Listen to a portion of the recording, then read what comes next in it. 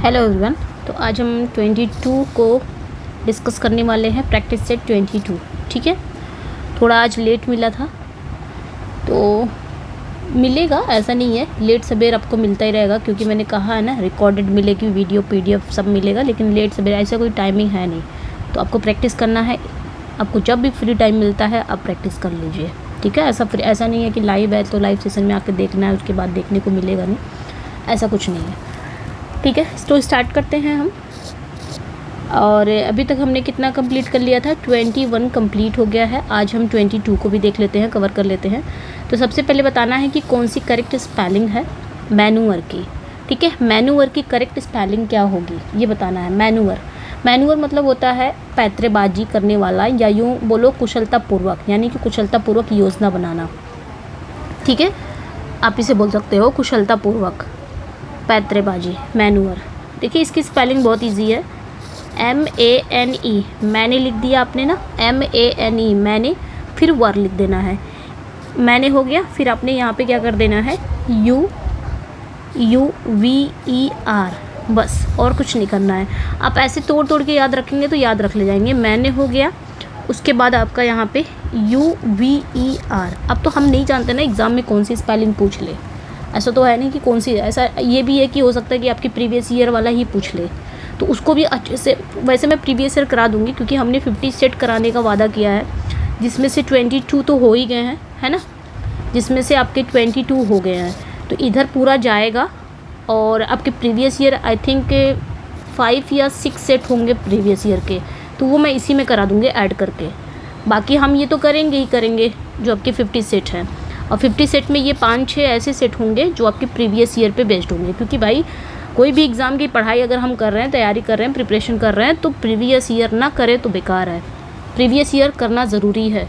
आधे क्वेश्चन तो आपके ऐसे ही सॉल्व हो जाएंगे, 20-25 क्वेश्चन तो वहीं से आ जाते हैं प्रीवियस ईयर के, चाहे वो UP TGT PGT की बात हो, TGT PGT। ठीक है, तो प्रीवियस ईयर करना बहुत ज़रूरी है। मैनूअर की करेक्ट स्पेलिंग क्या हो जाएगी यहाँ पे? राइट आंसर यहाँ पे B हो जाएगा। पहले मैंने लिख दिया, फिर वर लिख दिया, मैनूअर। नेक्स्ट पे आएंगे। नेक्स्ट वन है इन विच, थोड़ा सा मैंने यहाँ पे पेपर को थोड़ा सा अलग पैटर्न दिया है, थोड़ा सा, ज़्यादा नहीं, टफ नहीं बनाया है, लेकिन थोड़ा सा बस पैटर्न को अलग किया है। मुझे हर टाइप के क्वेश्चन कराने हैं आपको, तो ऐसा नहीं है कि एक ही टाइप को सिर्फ लेके जाऊंगी, हर टाइप के क्वेश्चन कराने। एक दिन आपको ऐसा प्रैक्टिस सेट मिलेगा कि सिर्फ 4 राइटर के सिर्फ कोटेशन रहेंगे, सिर्फ लाइन रहेंगी, और कुछ, और कोई क्वेश्चन नहीं रहेंगे। ठीक है, in which movement in England the church broke away from the authority of Pope and Roman Catholic church. तो यहाँ पे वही पूछा जा रहा है कि किस मूवमेंट में, इंग्लैंड में किस मूवमेंट में चर्च को ना ब्रोक कर दिया गया था, यानी कि जो अथॉरिटी ऑफ पोप से और रोमन कैथोलिक चर्च, इन दोनों को ना हटा दिया गया था, ब्रोक कर दिया था। ऐसा इंग्लैंड में किस मूवमेंट में हुआ था? इंग्लैंड में ये घटना कब घटी थी? जब चर्चों में रोमन पोप और रोमन कैथोलिक चर्च की सत्ता को क्या कर दिया गया था, ब्रोक कर दिया गया था, रिजेक्ट कर दिया गया था। तो ये जो मूवमेंट था ना, ये आपका रिफॉर्मेशन मूवमेंट था, सुधार मूवमेंट था, धार्मिक सुधार मूवमेंट इसे ही कहा जाता है।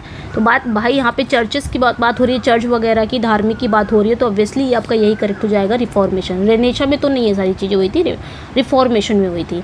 उस समय ना हेनरी 8 के समय में इंग्लैंड का चर्च स्वतंत्र हुआ, और ये जो मूवमेंट है ना यूरोप भर में फैला, ये याद रखना है। उस समय हेनरी 8 का समय था।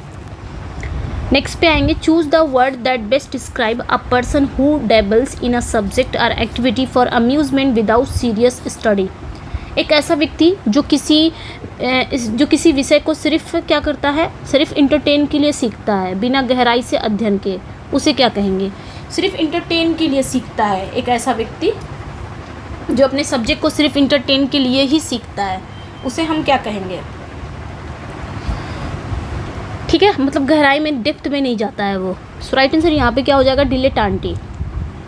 ठीक है, इन्हें ही कहा जाता है डिलेटांटी। डिलेटांटी यही होते हैं। ये जो शब्द है ना, ये अक्सर नेगेटिव वे में भी यूज़ होते हैं, तो ये याद रखना है। Okay, fill in the blank, suitable preposition fill करना है हमें यहाँ पे। His infatuation dash for that girl led him astray. तो यहाँ पे हमें बताना है कौन सी प्रेपोजिशन आएगी। तो इन्फैचुएशन शब्द के बाद अगर कोई प्रेपोजिशन आता है तो वो आपका फॉर होता है। Which means infatuation for. Infatuation for means क्या होता है, उस लड़की के प्रति आकर्षण या मोह माया। तो in his infatuation for that girl led him astray. तो फॉर यहाँ पे करेक्ट हो जाएगा, ये ध्यान रखना है। ये फिक्स प्रेपोजिशन था, इन्फैचुएशन फॉर लगता है, फिक्स प्रेपोजिशन का था। ठीक है, नेक्स्ट वन पे आएंगे। थोड़े से क्वेश्चन आज नए नए लिए हैं। Too solid flesh. और एक बात और बता दूँ, ये जो क्वेश्चन मैंने बनाया है ना, ये मैंने टाइप करके, हो सकता है कुछ गलती हो गई होगी टाइपिंग में, तो वो टाइपिंग एरर ही होगा। ठीक है, ये टाइप करके ही मैंने बनाया पूरा पेपर, एक दो को छोड़ के। तो यहाँ पे पूरा टाइप करके, अगर गलती हुई होगी, थोड़ा सा टाइपिंग एरर होगा तो वो माइंड मत करिएगा। टू इसलिए आपको ये वाली ना आज की क्लास की वीडियो ज़रूर देखनी पड़ेगी, क्योंकि आपको कुछ क्वेश्चन समझ में भी क्या पता ना आए, तो आप वीडियो को ज़रूर देखेंगे तो ताकि समझ में आ जाए। Too solid flesh, this work by Nick O'Donohoe. देखिए ये जो वर्क है ना, टू सॉलिड फ्लेश, ये किसका है, ये निक ओ डोनोहो का है। दिस टाइटल इज़ टेकन होना चाहिए था, गिवन नहीं होना चाहिए था कि ये जो टाइटल है ये कहाँ से ली गई है, शेक्सपियर के किस प्ले से ये टाइटल ली गई है, ये वाली टू। और इन्होंने लिया है, निक डोनोहो ने अपने वर्क का टाइटल बना दिया। लाइक जैसे विलियम फॉकनर ने क्या किया था, अपने नॉवेल का साउंड फ्यूरी वो वाला, और वो कहाँ से उन्होंने लिया था, शेक्सपियर के प्ले मैकबेथ से। मैकबेथ का एक डायलॉग रहता है, कोटेशन रहता है, स्टेटमेंट रहता है, वहाँ से उठा के उन्होंने अपने नॉवेल का बना दिया। जैसे कि brave new world Aldous Huxley ने बनाया, कहाँ से, टेम्पेस्ट से, मिरांडा की स्पीच से निकाल दिया। उसी तरह ये भी याद रखिए कि ये भी शेक्सपियर के किस प्ले से, कहीं ना कहीं शेक्सपियर की किसी स्पीच, किसी कैरेक्टर ने वो स्पीच बोला, उसी स्पीच से उठा के इन्होंने निक ने क्या किया है, अपने वर्क का टाइटल बना दिया है, ये बताना है। सो यहाँ पे जो राइट आंसर हो जाएगा वो हमारा करेक्ट हो जाएगा हैमलेट। ठीक है, ये याद रखना है, इंपॉर्टेंट था, सो मैंने इसको ले लिया। भले आए चाहना है, लेकिन आपको जानना ये ज़रूरी है, बस आपकी नॉलेज में होना चाहिए। ओके, तो ये आपका करेक्ट हो जाएगा हैमलेट। हैमलेट की जो शुरुआती की सॉलिलोकी होती है ना, ओ दैट, यही वाला होता है, O that this too solid flesh. ठीक है, फ्लैश वुड मेल्ट, यही है लाइन, ये सॉलिलोकी है जो शुरुआत की है हैमलेट की, और यही लाइन है। तो निक डोनोहो ने क्या किया, अपने प्ले का टाइटल इसी फ्रेज से ले लिया उन्होंने। तो ये इनका निक डोनोहो का ये क्या था, एक प्ले था, यहीं से ले लिया, ये ध्यान रखना। ठीक है, नेक्स्ट पे आएंगे। Find out the most suitable preposition, he is not wanting dash in essential qualification for this job. यहाँ पे हमें क्या लाना है, वांटिंग के साथ हम कौन सी, वांटिंग के साथ एक मतलब नॉट वांटिंग इन, ये ध्यान रखना है। एक minute, not wanting in, not wanting in ये एक फ्रेज है विच मीन्स कि उसमें किसी चीज़ की कमी नहीं है। ठीक है, नो वांटिंग नहीं, नॉट वांटिंग। नॉट वांटिंग इन मतलब किसी चीज़ की कमी नहीं है। तो जैसे यहाँ पे ही इज़ नॉट वांटिंग, जैसे मैंने कहा कि वांटिंग इन क्वालिफिकेशंस, योग्यताओं में कोई कमी नहीं है। ठीक है, तो वांटिंग इन हो जाएगा, ये ध्यान रखना है। ओके, नेक्स्ट पे आएंगे। वर्ड्सवर्थ की द सिम्प्लोन पास, ये एक डिस्क्रिप्टिव पैसेज है, फाउंड विद इन, कहाँ पे मिलता है, वर्ड्सवर्थ के किस वर्क में हमें मिलता है, ये एक पैसेज है सिम्प्लोन पास। ये वर्ड्सवर्थ के किस वर्क में हमें ये डिस्क्रिप्टिव पैसेज देखने को मिलता है। ठीक है, ये बताना है। देखिए सिम्प्लोन पास का ये उन्होंने जो डिस्क्रिप्शन दिया है वर्ड्सवर्थ ने, उनका एक ऑटोबायोग्राफी प्ले है, वर्क है बोल सकते हो, प्रिल्यूड। ये प्रिल्यूड के बुक 6 में इन्होंने दिया है, ये ध्यान रखना है। ठीक है, और ये जो है, ये जो माउंटेन दृश्य है, नेचर के ब्यूटी को अद्भुत वर्णन है, Simplon Pass. Sweet bird that shunnest the noise of folly, most musical most melancholy, this line appears in, ये जो लाइनें हैं ये आपकी कहाँ पे आती हैं, लिसिडस है, आर्केड्स है, कॉमस है, इल पेंसेरिसो है। तो ये लाइनें आपकी कहाँ पे आती हैं। ठीक है, ये लाइनें इल पेंसेरिसो है, जहाँ पोएट चिंतनशील होके यानी कि मेलनकली होके अकेलेपन में डूबे जीवन की तारीफ़ करता है। स्वीट बर्ड यानी कि यहाँ उन्होंने स्वीट बर्ड से नाइटिंगेल का मतलब इंडिकेट किया, नाइटिंगेल को इंडिकेट किया है जो मूर्खता के कोलाहल से दूर रहती है, बहुत दूर रहती है। तो इल पेंसेरिसो इज़ करेक्ट, इल पिंसेरसो की लाइन थी। नेक्स्ट पे आएंगे, choose the synonym of proscribe. Proscribe का सिनोनिम क्या होगा? सो राइट आंसर यहाँ पे, प्रोस्क्राइब मीन्स प्रतिबंध लगाना या किसी चीज़ को अवैध ठहराना। तो इसका जो सिनोनिम हो जाएगा वो आपका फॉरबिड हो जाएगा। फॉरबिड मतलब भी होता है मना करना, रोक लगाना, ये सारी चीज़ें होती हैं, तो आपका करेक्ट हो जाएगा। नेक्स्ट पे आएंगे, transform the sentence into passive voice. One should keep once promise. इसको क्या करना है आपने, इसको देखिए, आपका एग्जाम टीजीटी पीजीटी होगा, कोई भी एग्जाम होता है, उसमें आपका passive active voice, passive voice तो आना ही आना, वो तय है, वो आता ही वो आता है, ठीक है। एक आपका पार्ट ऑफ स्पीच से क्वेश्चन आते हैं, वो भी तय है आने। तो वो चीज़ें, ये चीज़ें ना ये आनी ही आनी है, कोई अब ये नहीं कि यही क्वेश्चन आ जाएगा, कोई भी क्वेश्चन आ जाए, ठीक है। तो यहाँ पे बताना है one should keep once promise, इसका पैसिव वॉइस क्या होगा, ठीक है। तो देखिए वन जो है ये वन हो गया, पीपल हो गया। अगर आपका वन आता है या पीपल आ जाता है, पीपल से स्टार्ट होता है, वन से स्टार्ट होता है, पीपल से स्टार्ट होता है, तो इसका पैसिव वॉइस बनाते समय इसको हम हटा देते हैं, रिमूव कर देते हैं, लेते नहीं हैं। सो यहाँ पे जो राइट आंसर हो जाएगा तो प्रोमिसेस शुड बी केप्ट हो जाएगा, ठीक है। Promises should be kept, B is correct, okay. Promises should be kept, B correct हो जाएगा, ये ध्यान रखना है, क्योंकि पैसिव वॉइस में जो सब्जेक्ट है उसका ज़रूरी नहीं है लेख होना। पीपल और वन ये सारे हट जाते हैं। Find the incorrectly spelled word, इसका करेक्ट में बताना है कि कौन सी आपकी स्पेलिंग इनकरेक्ट है, ठीक है। क्विस्लिंग है, क्विसोटिक है, क्योरम है, क्वेश्चनेयर है, कौन सी स्पेलिंग आपकी इनकरेक्ट है? तो देखिए सभी सही है, क्विस्लिंग भी सही है, ये भी सही है, ये भी सही है। अगर कुछ गलत है तो वो आपका क्वेश्चनेयर ही गलत है। क्वेश्चनेयर में ना डबल एन आते हैं, बस इतना। देखिए आपने क्वेश्चन लिखा QUESTION, क्वेश्चन लिख दिया, फिर नेयर लिख दो, NAIRE, नेयर, बस डबल एन आ गया ना इसमें। आपने क्वेश्चन की स्पेलिंग तो सबको पता है, क्वेश्चन बाद में आपने क्या कर देना है, नेयर से सफिक्स लगा देना है, नेयर से सफिक्स, बस ये ध्यान रखना, याद कर लेना। ये आता है, आया हुआ है कितनी बार, और हो सकता ही जाए। नेक्स्ट पे आएंगे, अगला जो क्वेश्चन है, द टर्म स्प्रेज़टूरा, ठीक है। Sprezzatura meaning a certain nonchalance so as to conceal all art and make whatever one does or says appear to be without effort and almost without any thought about it was coined by, ठीक है। तो ये coined किसके द्वारा किया गया है ये हमें बताना है, ओके। यानी कि जो ये स्प्रेज़टूरा, इसको यही पढ़ा जाएगा ना, स्प्रेज़टूरा, आई थिंक मैं सही प्रोनाउंस कर रही हूँ। स्प्रेज़टूरा ये जो शब्द है ना, विच मीन्स ऐसी सहजता, इसका मतलब क्या हुआ, ऐसी सहजता या ऐसी बेपरवाही जिससे कोई काम ऐसा लगे जैसे बिना प्रयास किया गया हो।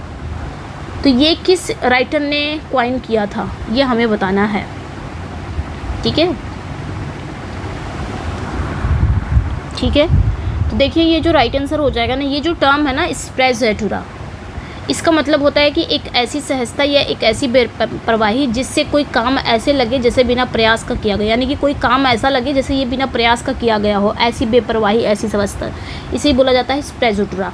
इस शब्द को किसने क्वाइन किया है तो Baldassare Castiglione, the book of the courtier, इनका एक फेमस बुक है, द बुक ऑफ मतलब फेमस वर्क है the book of the courtier, जो 1528 में ये इसको रिप्रेजेंट किया गया था। तो इन्होंने ही बाल्डासारे और मतलब बाल्डासारे कैस्टिग्लियोन, ये पूरा नाम है इनका, ये याद रखना है।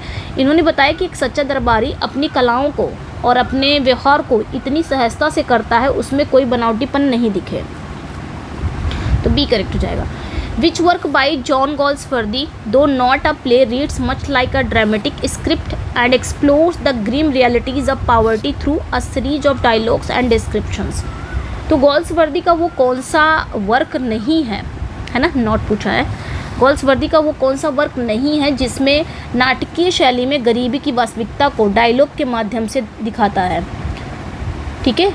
मतलब वो कौन सा वर्क नहीं है जो नाटक शैली में, नाटक यानी कि प्ले की शैली में, प्ले के रूप में गरीबी की जो रियलिटी है उसको डायलॉग के माध्यम से दिखाता है, कौन सा वर्क नहीं है, ठीक है। सो राइट आंसर यहाँ पे क्या हो जाएगा, देखिए inn of tranquillity, Villa Rubein, patrician, यहाँ पे बी करेक्ट हो जाएगा। अ कमेंट्री ये नहीं है, ठीक है। कमेंट्री एक ऐसी वर्क है इनका, एक ऐसा वर्क है जिसमें प्लेज जैसे डायलॉग रियलिस्टिक शैली में गरीबी और कठोर सच्चाई का चित्रण है। ठीक है, तो यहाँ पे आपका बी करेक्ट। अच्छा, यहाँ पे वही पूछा गर्ल्सवर्दी का वो कौन सा प्ले नहीं है, लेकिन नाटकीय शैली में गरीबी की वास्तविकता को डायलॉग के माध्यम से दिखाता है, लेकिन कर दिया है यहाँ पे, तो इसलिए आपका कमेंट्री करेक्ट हो जाएगा, इसमें है। ठीक है, she has a strong predilection dash classical music, तो यहाँ पे क्या हो जाएगा, प्रिडिलेक्शन के बाद क्या आता है, कौन सी प्रेपोजिशन आएगी, तो एक चीज़ ध्यान रखना, प्रिडिलेक्शन के बाद हमेशा फॉर प्रेपोजिशन आता है, फॉर।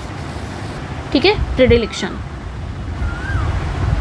नेक्स्ट पे आएंगे, Kent this character appears in, ये जो कैरेक्टर है केंट, ये आपको कहाँ मिलेगा।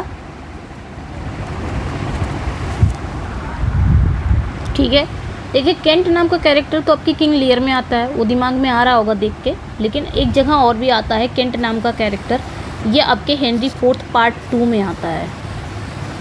ठीक है, हेनरी फोर्थ पार्ट 2 में आता है, ये ध्यान रखना है केंट नाम का कैरेक्टर, तो मैंने इसलिए डाल दिया है, और आपका किंग लियर मैंने रखा नहीं है, तो ये भी याद रखना कि केंट नाम का कैरेक्टर आपका हेनरी फोर्थ पार्ट 2 में भी आता है।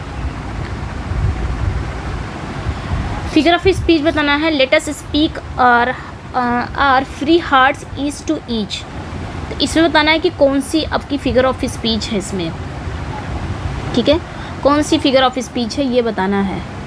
देखिए यहाँ पे क्या कहा है कि लेट अस स्पीक, चलो बात करते हैं, our free hearts each to each, मतलब आपस में चलो बात करते हैं, कैसे, फ्री हार्ट्स होके, फ्री हार्ट्स कह दिया है, तो कहीं हार्ट फ्री होता है क्या, कि इंसान फ्री होता है, ये एक बात बताओ, हार्ट थोड़ी ना फ्री होता है, इंसान फ्री होता है ना, तो यहाँ पे फ्री हार्ट्स का यूज़, जहाँ पे हार्ट्स को ना स्वतंत्र बताया गया है।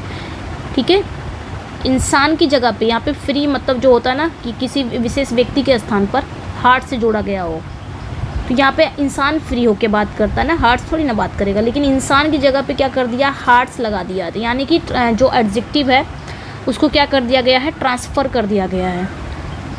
ठीक है, कहाँ पे, दूसरे नाउन पर, दूसरे ऑब्जेक्ट पर, तो ये होता है आपका ट्रांसफ़र एपिथेट, ट्रांसफ़र एपिथेट यही होता है। ठीक है, जहाँ पे क्या कर दिया जाए, दूसरे ऑब्जेक्ट पर ट्रांसफ़र कर दिया जाए। Change into indirect, let's wait for her return, he said, यहाँ पे क्या हो जाएगा, इसका इनडायरेक्ट स्पीच बनाना है।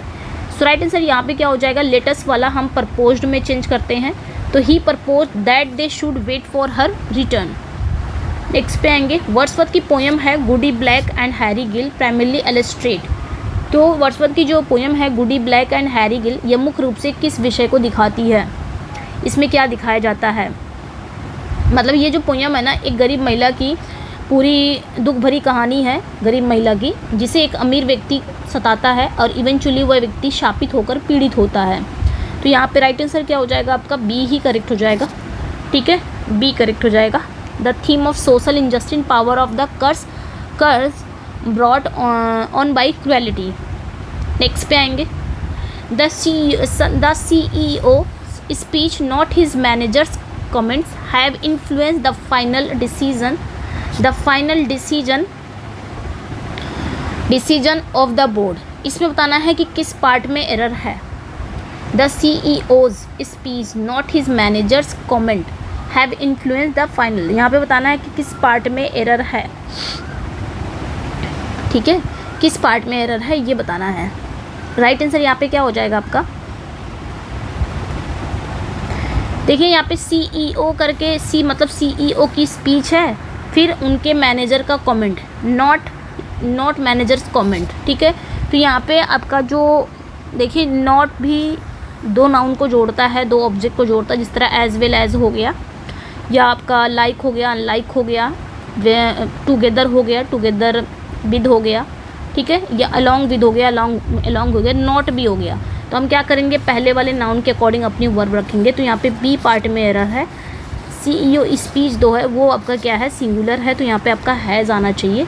किस पार्ट में एरर है, यहाँ पे बी पार्ट में एरर है। ठीक है, हैज़ आना चाहिए। ठीक है,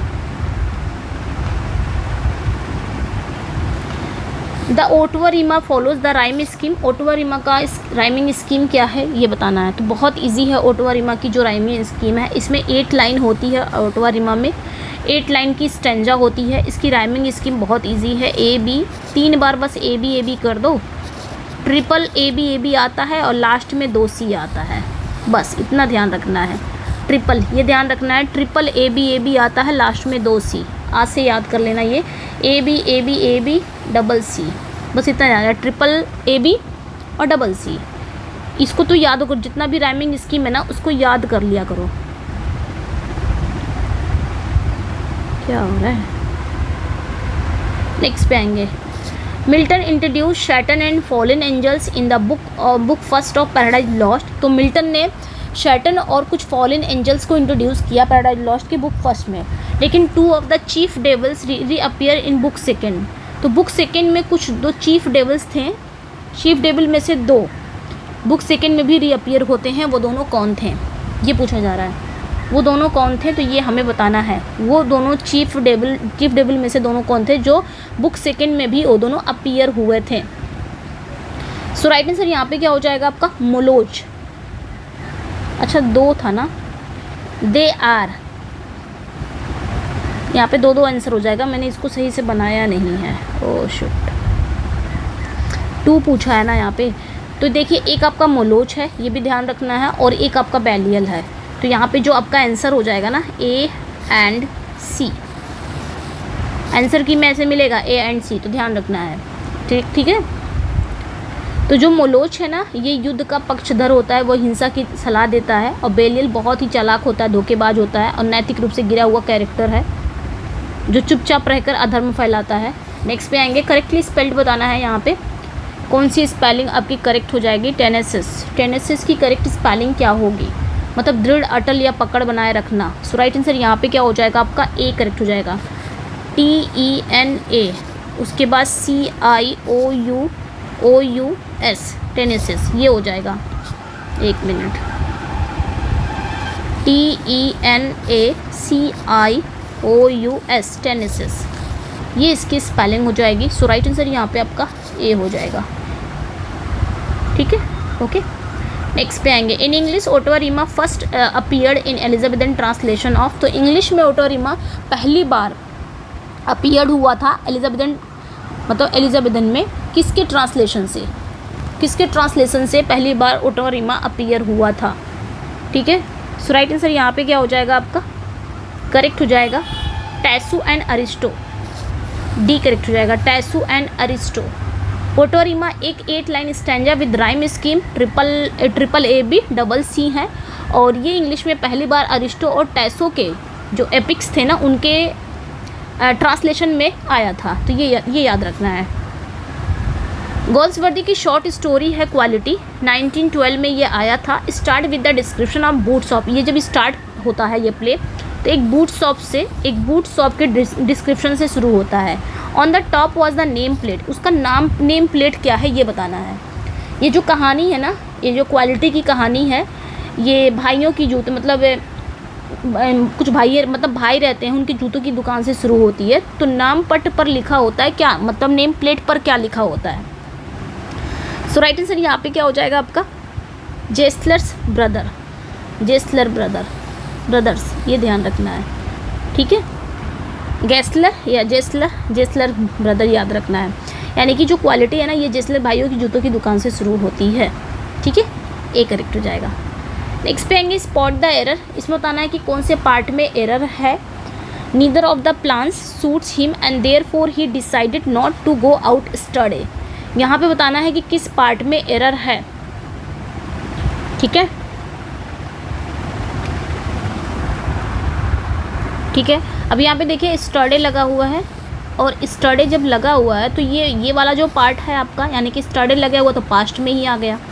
अब जब ये पास्ट में आया तो ये वाला टेंस क्यों प्रेजेंट में है तो दोनों जुड़े हुए हैं, बस कंजंक्शन से दोनों जुड़े हैं। तो हमें क्या करना है ना, हमें ना सेंटेंस को, जो सेंटेंस की कंसिस्टेंसी है ना उसको मेंटेन रखना है। यानी कि अगर ये वाला आपका पास्ट में है तो इसको भी पास्ट में करना ही पड़ेगा हमें। तो हमें यहाँ पे क्या करना है, आपका जो एरर हो जाएगा वो आपके बी पार्ट में हो जाएगा, सूट्स नहीं होगा, सूटेड होगा, ये ध्यान रखना है। SUITED, इसको भी पास्ट में कर देना, तब आपकी जो टेंस की जो कंसिस्टेंसी है वो मेंटेन हो जाएगी। When sorrows come they come not single spice but in battalions. जब दुख आता है ना चारों तरफ से आता है, अकेले नहीं आता। जब दुख आता है ना अकेले नहीं आता, वो चारों तरफ से आता है। यानी कि जब दुख आते हैं अकेले नहीं बल्कि झुंड में आते हैं। तो ये कौन कहता है? शेक्सपियर के प्ले की लाइन है। और कहता कौन है? तो ये आपके क्लॉडियस, सभी को पता होगा, ये क्लॉडियस का हैमलेट की लाइन है, ये ध्यान रखना है। क्लॉडियस कहता है और हैमलेट की लाइन है, ठीक है। नेक्स्ट पे आएंगे, identify the part of speech the underline word. इसमें बताना है कि कौन सी पार्ट ऑफ स्पीच है। देखिए इस पर अंडरलाइन नहीं हुआ था, मैं यहाँ पे कर दे रही हूँ, ठीक है। मुझसे मिस्टेक हो गया, मैंने 2 पे किया और इसको ध्यान ही नहीं दिया, ठीक है। तीनों अब यहाँ पे आपको तो अंदाज़ा लग ही गया होगा कि एनी पूछा जा रहा, तो ये भी एनी है, इसका भी बताना है।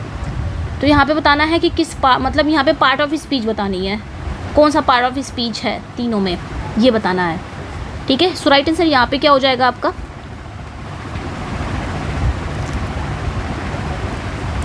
देखिए यहाँ पे विटनेस्ड, एनी विटनेस्ड, ठीक है, ठीक है। यहाँ पे पूछा क्या जा रहा है? Is are there any witnessed present? क्या कोई विटनेस प्रेजेंट है? तो ये जो विटनेस है ये नाउन का काम कर रहा है, उसके पहले ये आया हुआ है, नाउन को मॉडिफाई कर रहा है, तो ये क्या हो जाएगा आपका? एडजेक्टिव करेक्ट हो जाएगा, ये आपका एडजेक्टिव हो जाएगा। अब यहाँ पे देखिए एनी ऑफ यू, ऑफ से लगा हुआ है, तो ये क्या हो जाएगा आपका? जैसे हम कहते हैं ना नीदर ऑफ देम,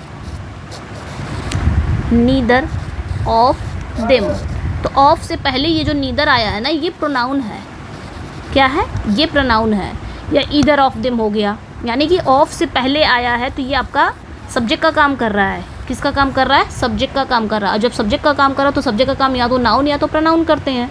तो ये नाउन तो है नहीं, बचा क्या? ये प्रोनाउन। तो ये प्रोनाउन है। उसी तरह यहाँ पे देखिए ऑफ से पहले एनी आया हुआ है, तो एनी क्या है?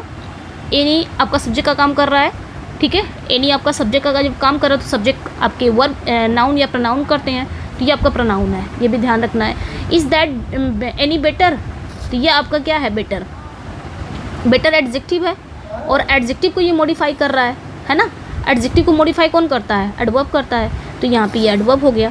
तो हमारा तीनों क्या कौन सा हो गया? एडजेक्टिव, उसके बाद प्रोनाउन, उसके बाद एडवर्ब। तो यहाँ पे आपका डी करेक्ट हो जाएगा, ठीक है। तो इस तरह आप फाइंड आउट कर सकते हो पार्ट ऑफ स्पीच को। William Wordsworth had a deep influence on Thomas Hardy. According to Hardy a particular poems by Wordsworth was his best cure for despair. Which is that poem? किस poem की वो बात करते हैं ये बताना है, ठीक है। विलियम वर्ड्सवर्थ की वो कौन सी पोएम है? थॉमस हार्डी के अनुसार बेस्ट क्योर फॉर डिस्पेयर थी। मतलब जब भी वो निराश में होते थे तो उनके लिए ना ये सबसे अच्छी दवा थी, क्योर थी, इलाज थे, ये बोला। हार्डी ने कहा था कि वर्ड्सवर्थ की जो पोएम है ना, यानी कि किसकी बात कर रहे हैं? द लीच गैदरर की बात कर रहे हैं, ठीक है। लीच गैदरर, जिसको हम और नाम से रेजुलेशन एंड इंडिपेंडेंस, यानी कि जब वो डिस्पेयर होते थे ना तो उनको ना डिस्पेयर से बाहर निकालती थी ये पोएम, ठीक है। नेक्स्ट पे आएंगे, select the word that is opposite in the meaning extend. Extend की मीनिंग क्या हो जाएगी? अपोजिट मीनिंग, ठीक है। तो एक्सटेंड पूछा जा रहा है। एक्सटेंड का मतलब क्या होता है? एक्सटेंड मतलब मौजूद, अभी तक बचा हुआ, ठीक है। लेकिन इसका जो अपोजिट हो जाएगा वो डिस्ट्रॉय हो जाएगा, ओके, ये ध्यान रखना, डिस्ट्रॉय। नेक्स्ट पे आएंगे, an acrimonious and is surely republican who said about Milton. ये मिल्टन के बारे में किसने कहा है? An acrimonious and is surely republican who said about Milton. तो किसने कहा है मिल्टन के बारे में, ठीक है। तो ये डॉक्टर सैमुअल जॉनसन ने कहा है। किसने कहा है? डॉक्टर सैमुअल जॉनसन ने कहा है। उन्होंने कहा, और ये जो लाइफ ऑफ मिल्टन है ना, वहाँ पे कहा है इन्होंने। तो राइट आंसर यहाँ पे क्या हो जाएगा आपका? डॉक्टर जॉनसन हो जाएंगे। और उन्होंने मिल्टन के जो पॉलिटिकल विचारधारा थे ना और उनकी जो कटु आलोचनात्मक स्वभाव पर ये टिप्पणी किया था। Had we but world enough times this coyness lady were no crime. This statement is an example of. इसका एग्जाम्पल क्या है, ठीक है। Had we but world enough the time this coyness lady were no crime. This statement, इसका example क्या है, ये है क्या, ओके। आयरनी है, पैराडॉक्स है, हाइपरबली है, यूफेमिज्म है। सो यहाँ पे जो राइट आंसर हो जाएगा वो आपका करेक्ट हो जाएगा। देखिए यहाँ पे ये जो लाइन है ना, पहली बात ये लाइन याद रखना कि ये लाइन एंड्रयू मार्वेल की famous poem to his coy mistress की है, ठीक है, ये ध्यान रखना। Andrew Marvel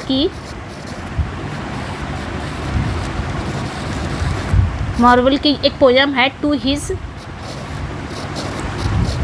his coy mistress, वहाँ की ये लाइन है। और ये एक लव पोयम है जिसमें स्पीकर और उम्र की सीमा को दर्शाकर प्रेम निवेदन किया गया है। यहाँ स्पीकर क्या कर रहा है, यहाँ स्पीकर और अवसर की अनलिमिटेड जो काल्पनिक वर्णन है बता रहा है। तो यहाँ पे यानी कि had we but world enough times this coyness lady were no crime, तो ये जो हो जाएगा आपका ना, वर्ल्ड एनफ की बात कर रहा है, the idea of world enough and time, ये क्या कर रहा है, बढ़ा चढ़ा के बता रहा है। Is an exaggeration in the context of the poem argument for carpe diem, तो ये आपका हाइपरबली हो जाएगा। ठीक है, बढ़ा चढ़ा के बातें इसमें हुई हैं तो ये आपका हाइपरबली हो जाएगा। Everything that man esteems endures a moment or a day, love's pleasure drives his love away. In the above quote the last line is an example of, तो लास्ट लाइन पूछा जाएगा कि इसमें जो कोटेशन, ये जो कोट है ना, इसकी जो लास्ट लाइन है उसका वो किसका एग्जाम्पल है। ठीक है, love's pleasure drives his love away, allusion है, प्लोनोज में है, पैराडॉक्स है, जेगुमा है, तो कौन सा यहाँ पे करेक्ट हो जाएगा ये बताना है। लास्ट लाइन पूछा है, यही है, love's pleasure drives his love away, यही बताना है इसका बस। तो इस लाइन में ना प्रेम का आनंद जो है ना, प्रेम का आनंद ही प्रेम को समाप्त कर देता है, ये बताया जा रहा है कि जो प्रेम का यानी कि जो लव प्लेजर है ना, वही क्या करता है, ड्राइव हिज लव्स अवे, मतलब जो लव प्लेजर है, लव का जो खुशी है, जो आनंद है, वही प्रेम को समाप्त कर देता है। ये कहीं ना कहीं कॉन्ट्राडिक्ट कर रहा है कि नहीं, कॉन्ट्राडिक्ट तो कर रहा है लेकिन एक ट्रू विचार है। तो इस टाइप का जो आपका होता है वो पैराडॉक्स होता है, कॉन्ट्राडिक्ट तो करेगा ही करेगा लेकिन ये एक सच्चाई बताता है, तो ये आपका हो जाएगा पैराडॉक्स। नेक्स्ट पे आएंगे, which of Shakespeare plays has never been adopted for film और टेलीविज़न। तो शेक्सपियर का वो कौन सा प्ले है जिसे ना कोई फिल्म ना ही कोई टेलीविज़न अडॉप्ट नहीं किया गया था। Cymbeline, two noble kinsmen, taming of the shrew, Troilus and Cressida. तो यहाँ पे जो राइट आंसर हो जाएगा वो आपका शेक्सपियर के लगभग सभी प्लेस पर फिल्म या टीवी का जरूर बना है। मतलब शेक्सपियर की जो प्लेज है ना, लगभग सभी प्लेस पर फिल्म या टीवी का क्या हुआ है, एडॉप्ट किया गया है, रूपांतरण हुआ है। लेकिन द टू नोबल किंग्समैन, ये जो बी वाला है ना, द टू नोबल किंग्समैन, जो कि उन्होंने जॉन फ्लेचर के साथ लिखा था, ये उन्होंने कोलैब में लिखा था जॉन फ्लेचर के साथ। ठीक है, अभी तक व्यापक रूप से फिल्म या टीवी में नहीं आया है, तो यहाँ पे आपका बी करेक्ट हो जाएगा, द टू नोबल किंग्समैन। ठीक है, ये ध्यान रखना है। While the BBC did adapt it for TV as part of their complete Shakespeare series, it is the last frequently adapted for major film या widespread television broadcast among the option। तो यहाँ पे जो राइट आंसर हो जाएगा वो आपका B correct हो जाएगा। ठीक है,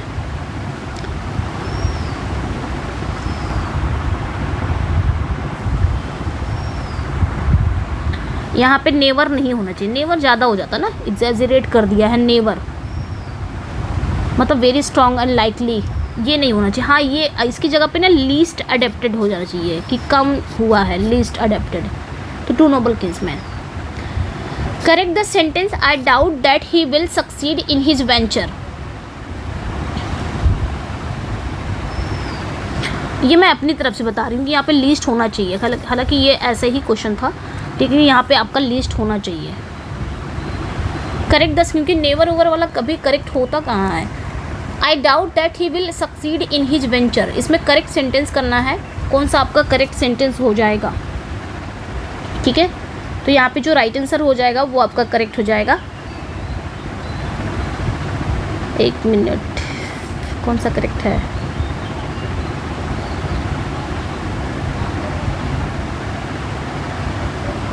देखिए, I doubt weather he will succeed in his venture, I doubt if he will, तो वेदर हो या इफ़ हो दोनों ही यहाँ पे करेक्ट है, यहाँ पे डी करेक्ट हो जाएगा। Both A and B are improvements. What is the white monkey of the novel of the same title, इसका बताना है। ठीक है, इसका बताना है कि क्या होगा। वाइट मंकी, यहाँ पे पूछा क्या जा रहा है कि वाइट मंकी जो है वो गोल्सवर्दी के the Forsyte Saga series का एक नॉवल है ना, यही तो है, एक नॉवल का नाम है ना वाइट मंकी, और सेम टाइटल पूछा जा रहा था। इसमें वाइट मंकी जो है एक पेंटिंग है जो सिंबल के रूप में आध्यात्मिक या भावनात्मक खालीपन को दिखाती है, ये ध्यान रखना है। सेम टाइटल इसलिए पूछा है कि नॉवल का जो what is the white monkey of the novel, ये जो नॉवल है वाइट मंकी ना, इसका सेम टाइटल क्या है, तो अ पेंटिंग है, ये ध्यान रखना है। ठीक है। Find the correctly spelled word, इसमें बताना है करेक्ट विजिलेंस। विजिलेंस की करेक्ट स्पेलिंग क्या हो जाएगी, देखिए विजिलेंस VIGI, विजी हो गया, उसके बाद लेंस LANCE, विजिलेंस। ठीक है, तो यहाँ पे आपका बी करेक्ट हो जाएगा, vigilance, VIGILANCE, vigilance, B is correct. Next पे आएंगे। नेक्स्ट वन जो है the system of using symbolic pictures as in ancient Egyptian writing is called, यानी कि जो प्राचीन इजिप्शियन द्वारा प्रयुक्त एक चित्रात्मक या बोल सकते हो एक सिम्बॉलिक पिक्चर को ना क्या कहा जाता है, उसको यूज़ करके, मतलब एक सिम्बॉलिक पिक्चर यूज़ करके जो सिस्टम होता था, सिम्बॉलिक पिक्चर यूज़ करने का जो सिस्टम होता था, ये कहाँ पे होता था, एंशियंट इजिप्शियन राइटिंग में। इसे हम क्या कहेंगे, ये बताना है। ठीक है, ठीक है, तो ये होता है हायरोग्लिफिक्स। इसमें क्या होता है कि जो सिंबॉलिक पिक्चर का यूज़ करने का सिस्टम होता है, यानी कि सिंबल और पिक्चर के माध्यम से ही जो राइटिंग होती थी उसको यूज़ किया जाता था, ये ध्यान रखना, उसे बोलेंगे hieroglyphics. Who appoint the following, Wordsworth is the greatest poet only after Shakespeare and Milton from Elizabethan to present time. ठीक है, यहाँ पे पूछा क्या जा रहा है कि किसने कहा था, ये किसका मत है कि Wordsworth is the greatest poet only after Shakespeare and Milton. Elizabethan के टाइम से देखा जाए तो शेक्सपियर और मिल्टन के बाद वर्ड्सवर्थ ही वो ग्रेटेस्ट पोएट हैं, ऐसा किसने कहा है, तो ये आपके हैं मैथ्यू अर्नोल्ड ने। ठीक है, मैथ्यू अर्नोल्ड, उन्होंने वर्ड्सवर्थ और शेक्सपियर और मिल्टन के बाद सबसे महान कवि बताया है, स्पेशली नैतिक और आध्यात्मिक प्रभाव के लिए। Find the appropriate preposition, the manager dissented dash the proposal made by his team. तो यहाँ पे क्या हो जाएगा, डिसेंटेड। डिसेंटेड के साथ आप क्या लगाएंगे, कौन सी प्रेपोजिशन लगाएंगे, तो डिसेंट फ्रॉम होता है, ये ध्यान रखना है, डिसेंट फ्रॉम। ठीक है, जो हम लगाते हैं ना डिसेंट फ्रॉम होगा, ये ध्यान रखना है, जैसे कि DISSENT, decent from. A blending or confusion of different kinds of sense impression in which one type of sensation is referred to in terms more appropriate to another is called, उसे हम क्या कहेंगे।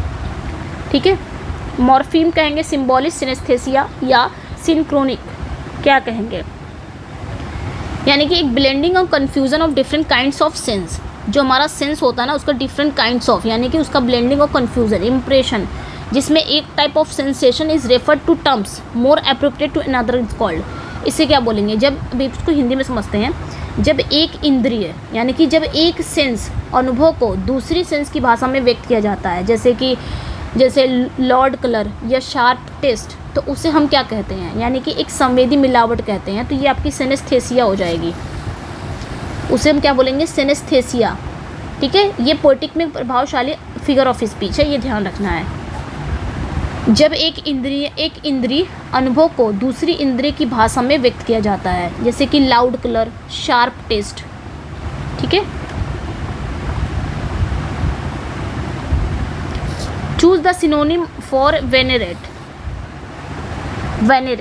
वेनेरेट का सिनोनिम क्या होगा, right answer यहाँ पे क्या हो जाएगा, गहरा सम्मान करना या पूज्य भाव रखना, तो इसका क्या हो जाएगा, रेवरी हो जाएगा, सम्मान करना, इसका सिनोनिम पूछा था ना, तो रेवरी ही हो जाएगा। बाकी डिस्पाइज तो घृणा करना होता है, कंडेम निंदा करना होता है, इग्नोर नज़रअंदाज करना होता है। इन मिल्टन की Samson Agonistes Delilah visit Samson in prison primarily to. Delilah Samson से मिलने आती है, प्रिजन में विजिट करती है, प्राइमरली यानी मुख्य रूप से वो किस लिए आती है। सो राइट आंसर यहाँ पे क्या हो जाएगा आपका, करेक्ट हो जाएगा, justify her betrayal and attempt a reconciliation और फर्दर टॉन्ट हिम। उसका उद्देश्य था, मतलब डेलीला जिसने सैमसन को धोखा दिया, उसकी सो कॉल्ड वाइफ रहती है, उसने जेल में उसे जेल में मिलने आती है, उसका उद्देश्य है कि अपनी गलती को सही ठहराना, सुलह की कोशिश करना और कभी कभी उसकी स्थिति का मजाक भी उड़ाना। ठीक है, नेक्स्ट पे आएंगे, he has a parrot nose यहाँ पे पैरट नोज क्या है ये पूछा जा रहा है। सिमिली है, डेड मेटाफर है, सबमर्ज मेटाफर है, मिक्स मेटाफर है, कौन सी मेटाफर है ये बताना है। ये कौन सा मेटाफर है? He has a parrot nose, ठीक है, कौन सा मेटाफर है ये बताना है।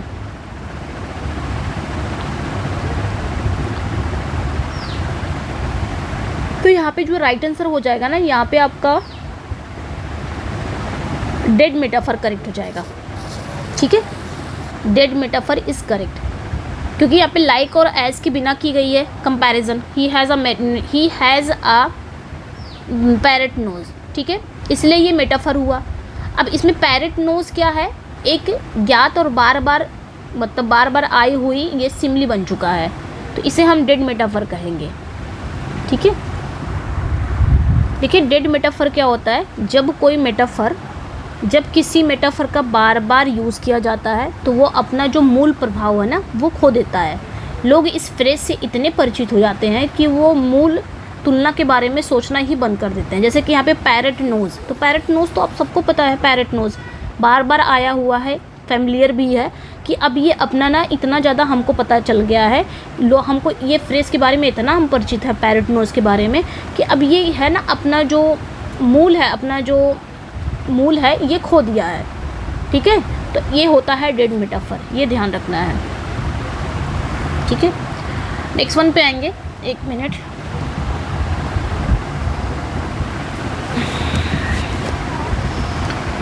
नेक्स्ट क्वेश्चन पे आएंगे।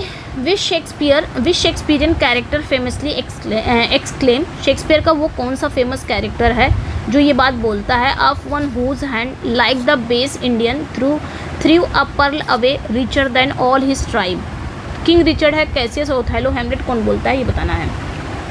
ये लाइन बोलता कौन है? देखिए ये जो फेमस लाइन है ये ओथेलो प्ले से है और ओथेलो ही बोलता है। तो ओथेलो डेस्डिमोना के डेथ के बाद बहुत ज़्यादा रिपेंट कर रहा है और ख़ुद की तुलना उस मूर्ख से करता है जिसने एक अनमोल मोती खो दिया हो, यानी कि डेस्डिमोना। तो ओथेलो यहाँ पे करेक्ट हो जाएगा, ठीक है, ये ध्यान रखना है। यहाँ पे बोला one whose hand like the base Indian threw a pearl away, pearl याद रखना है, ये कीवर्ड याद रखना है। Find the incorrectly spelled word, इसमें बताना है कि कौन सा आपका इनकरेक्ट स्पेलिंग है। तो यहाँ पे जो राइट आंसर हो जाएगा वो आपका करेक्ट हो जाएगा, जो इनकरेक्ट स्पेलिंग है ना वो आपका रेंडिवो हो जाएगा, ठीक है। तो इसकी स्पेलिंग क्या हो जाएगी रेंडिवो की? RENDE, ठीक है। उसके बाद जेड आएगा, फिर वी आएगा, फिर OUS आ जाएगा, ये ध्यान रखना है। नेक्स्ट पे आएंगे होमोफोन्स क्या होते हैं। Homophones are pairs of words. Homophones क्या होते हैं? होमो मीन्स क्या होता है? सेम, अब फोन मतलब साउंड, सेम साउंड के, इतना ध्यान रखना है, ठीक है। तो होमोफोन्स क्या होते हैं? वो शब्द होते हैं जिनका उच्चारण यानी कि जिनका प्रोनाउंसिएशन एक जैसा होता है, लेकिन मीनिंग और जो उसका क्या बोलते हैं, मीनिंग और उसकी जो स्पेलिंग होती है वो अलग होती है, वही होता है होमोफोन्स। अब कैसे याद रखोगे? होमो मीन्स होता है सेम और फोन मतलब साउंड। साउंड को अपना प्रोनाउंसिएशन से याद रखना, दोनों एक ही साउंड निकालेंगे, यानी कि एक ही उच्चारण, यानी कि प्रोनाउंसिएशन एक ही रहेगा, बस फ़र्क क्या रहेगा उनकी मीनिंग में, उनकी स्पेलिंग में। जैसे कि बेयर, मैंने लिख दिया बियर, बेयर, दोनों को हमें एक जैसा ही क्या कर रहे हैं, प्रोनाउंस कर रहे हैं। जैसे कि पेयर, और यहाँ पे भी मैंने लिख दिया पेयर, प्रोनाउंस तो सेम ही कर रहे हैं ना, बस इसमें फ़र्क क्या है कि ये जो पेयर है ये जोड़े वाला होता है और ये जो पेयर होता है ये आपका अमरूद वाला होता है। तो दोनों कहीं ना कहीं यहाँ पे क्या कर रहे हैं, अलग अलग मीनिंग निकाल रहे हैं और इनकी स्पेलिंग भी अलग है, बट हम क्या करते हैं, सिर्फ प्रोनाउंस सेम करते हैं। तो with same pronunciation but different meaning, ये ध्यान रखना। यहाँ से ध्यान रखना, होमो मतलब सेम, फोन मतलब साउंड, सेम साउंड जो निकालते हो वही आपका होमोफोन्स है। A mask was a form of aristocratic entertainment popular in 16th and 17th century England characterized by। Mask क्या है? एक आपका फॉर्म है, ये एक अरिस्टोक्रेटिक इंटरटेनमेंट है, ठीक है, अरिस्टोक्रेटिक लोग करते थे 16 और 17 सेंचुरी में इंग्लैंड में। इसकी कैरेक्टरिस्टिक क्या है? तो एक चीज़ ध्यान रखना ना, इसकी जो कैरेक्टरिस्टिक है बहुत इंपॉर्टेंट है। इसमें म्यूज़िक होता है, ये सारे कीवर्ड याद रखना। इसमें डांस होता है, ठीक है, एलाबोरेट स्पेक्टिकल होते हैं, म्यूज़िक होता है, डांस होता है, एलेगोरिकल थीम होते हैं, कोर्टली परफॉर्मेंस होता है कोर्ट वगैरह में, मास्क एक भव्य दरबारी नाटक रूप था जो 16वीं और 17वीं सेंचुरी के इंग्लैंड में बहुत पॉपुलर था। इसमें ना संगीत होता है, डांस होता है, एलिगोरिकल यानी कि विषय, वेशभूषा, महलों में प्रदर्शन होता है। तो ये ध्यान रखना है, बहुत इंपॉर्टेंट है, सब कीवर्ड याद रखना, ठीक है। नेक्स्ट पे आएंगे, थॉर्न्स है, फिर डोमिनेशंस है, फिर प्रिंस डॉम्स है, फिर वर्चूज पावर है। ये सारे नेम है एक एंजेलिक ऑर्डर में, एक एंजेलिक ऑर्डर में नेम है। और मेंशन कौन कर रहा है, यही मैंने गलती कर दिया कि यहाँ पे सैटर्न का नाम हो गया, जो आपके लिए इजी कर दिया है। एक क्वेश्चन आपने बहुत इजी वे में पढ़े, लेकिन टफ था क्वेश्चन, मैंने इजी कर दिया, ये इजी कर दिया कि ये सैटर्न लगा के। हो जाती है गलती, हाँ हो गई गलती, है ना, गलती हो जाती है कभी कभी। मैंने इसको टफ बनाने के चक्कर में यहाँ पे क्या कर दिया, नाम रख दिया, और जब नाम आ गया तो आप लोग को समझाने की ज़रूरत नहीं है, यहाँ पे आपका पैराडाइज लॉस्ट हो जाएगा, ठीक है। तो ये ध्यान रखना है। यहाँ पे अच्छा समझ लेते हैं कह क्या रहा है कि ये सारे एंजेलिक है, ठीक है, एंजल हैं, ये सभी एंजल के पद नाम हैं, उपनाम बोलते हैं, आई थिंक पदनामी, जो मिल्टन ने पैराडाइज लॉस्ट में डिस्क्राइब किए हैं। और ये जो डिस्क्रिप्शन है ये सैटर्न द्वारा किया गया है, जब वो फॉलन एंजल को ना एड्रेस कर रहा होता तब बोलता है thrones, domination, princedoms, virtues.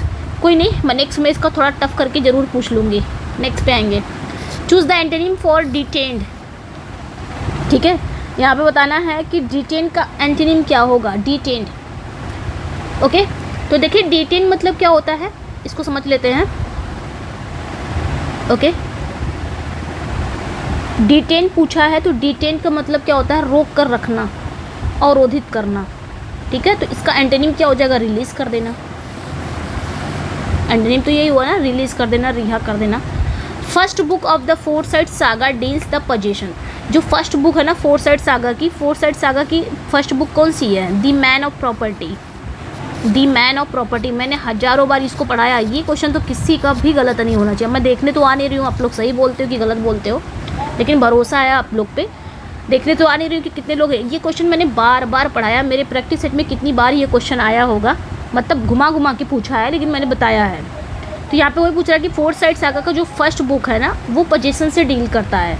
तो यहाँ पे बता रहा है कि वो पोजीशन वाला इंसान कौन है, जो पोजीशन, मैं बार बार बता रही हूँ, जो पोजीशन का एकदम शिकार है, अपनी पत्नी को ना पोजीशन की नज़र से, मतलब पोजीशन या यूँ बोलो कि अपने पत्नी को ना संपत्ति की नज़र से देखता है, तो वो सोम्स फोरसाइट है।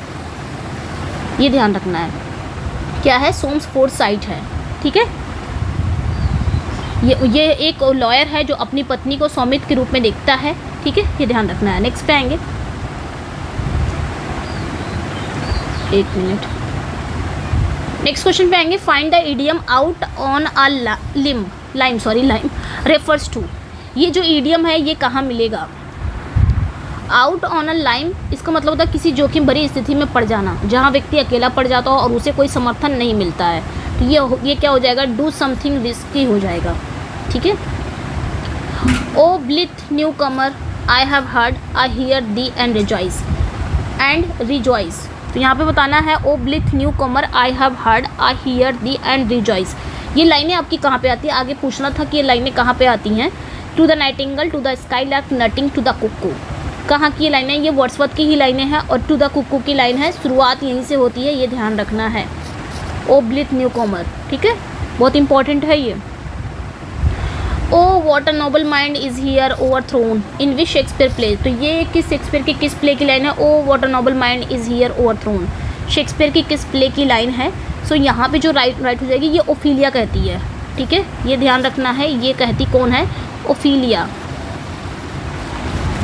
ओफीलिया कहती है। Ophelia says this about Milton, मतलब वो मिल्टन कह रही हूँ, वो हैमलेट के बारे में कहती है ओफीलिया, ठीक है। तो यहाँ पे जो राइट आंसर है ये आपका हैमलेट की लाइन है, ये हैमलेट की लाइन है, spoken by Ophelia about Hamlet, ठीक है, ये ध्यान रखना है। ओफीलिया कहती है, और वो बेचारी अपनी मानसिक स्थिति को देखकर, मतलब वो हैमलेट की मानसिक स्थिति को देखकर शोक व्यक्त करती है, थोड़ा लेमेंट में ये वर्ड बोलती है, शोक मना रही है। Fill in the blanks with correct option, it is hardly 10 years as the reform was introduced, ये ध्यान रखना है, ठीक है। यहाँ पे बताना है it is hardly 10 years dash the reform was introduce. यहाँ पे एगो होगा, सिंस होगा, फ्रॉम होगा, कि या फिर फॉर होगा, क्या होगा यहाँ पे बताना है। तो हार्डली और सिंस का यूज़ ना साथ साथ किया जाता है जब किसी घटना के बाद बीता समय बताना हो। तो जैसे मैंने कहा हार्डली 10 ईयर्स सिंस, तो यहाँ पे सिंस सही है, करेक्ट हो जाएगा सिंस।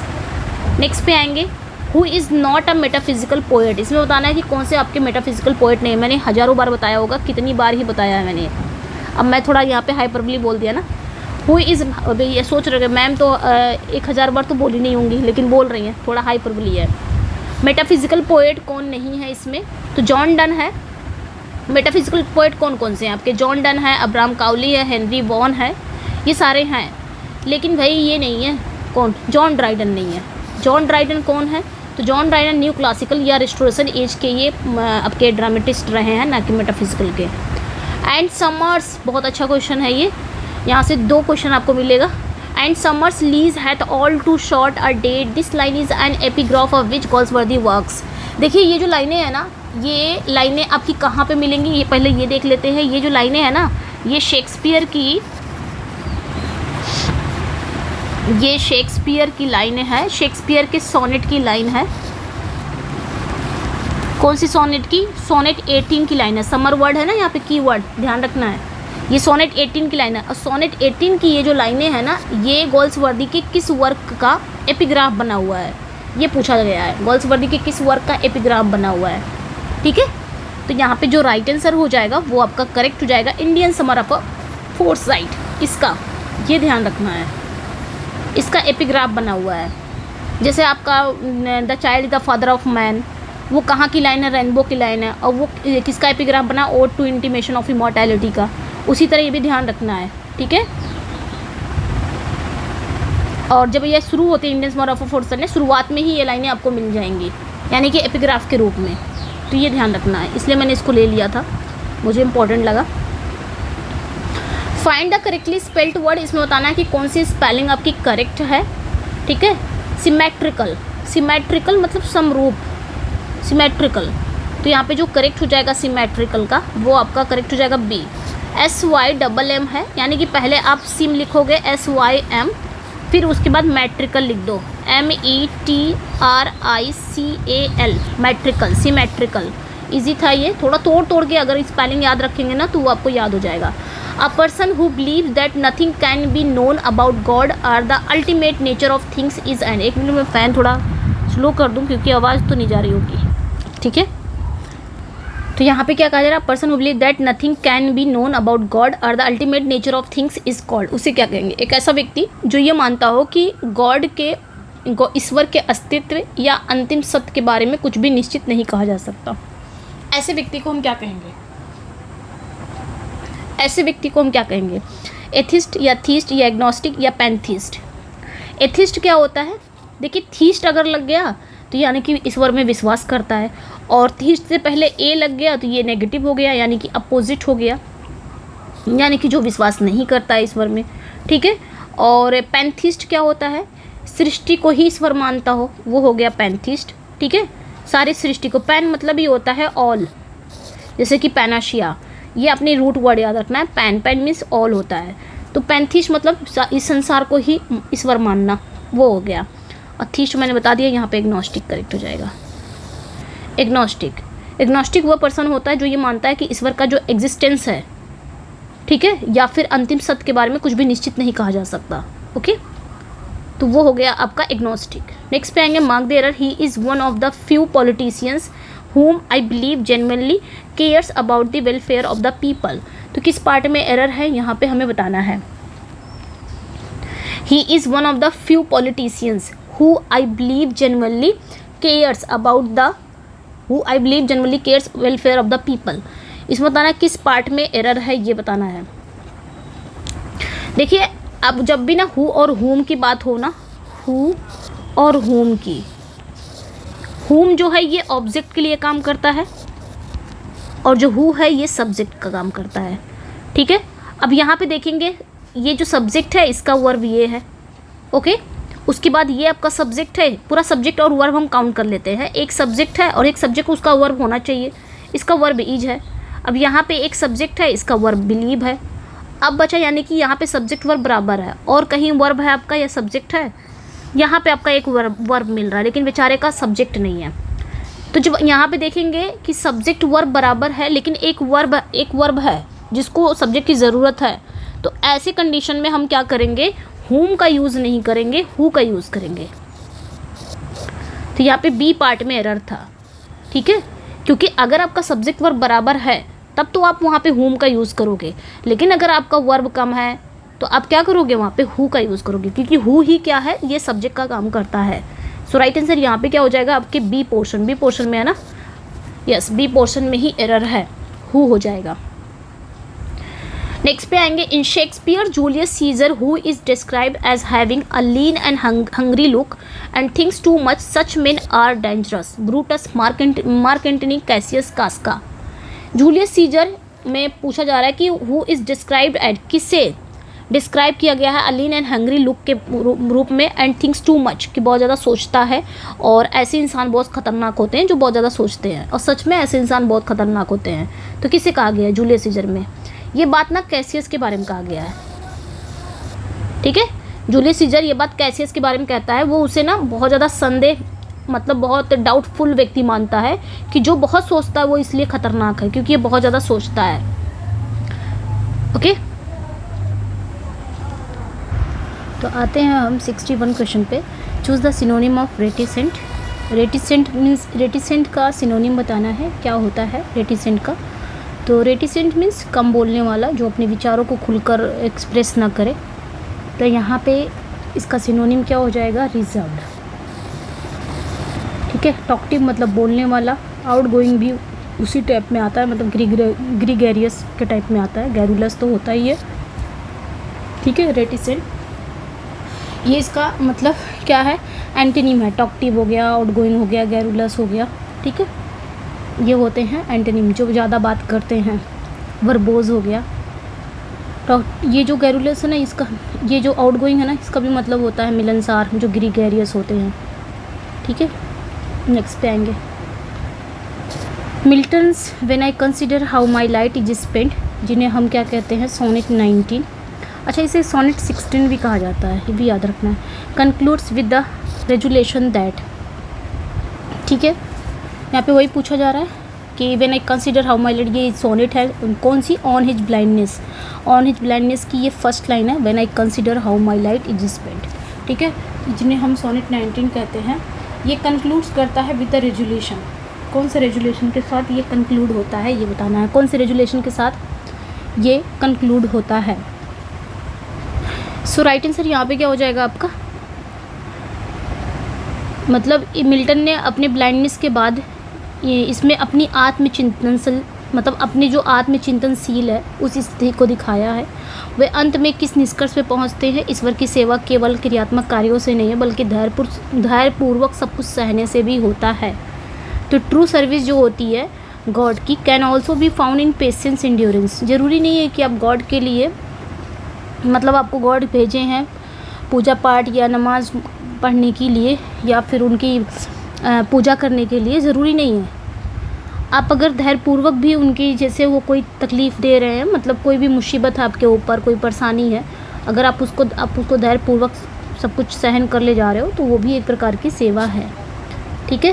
यानी कि दुख हो चाहे सुख हो, हर हाल में पेशेंस रखना चाहिए, ये कहने का मतलब है, ठीक है।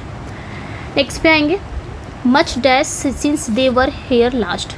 यहाँ पे बताना है कि किस पार्ट में एरर है, सॉरी यहाँ पे क्या फिल करना है, एज, हैज़ हैपेंड है, इज़ है या हैड है या हैज़ बीन है, क्या आप फिल करने वाले हो यहाँ पे।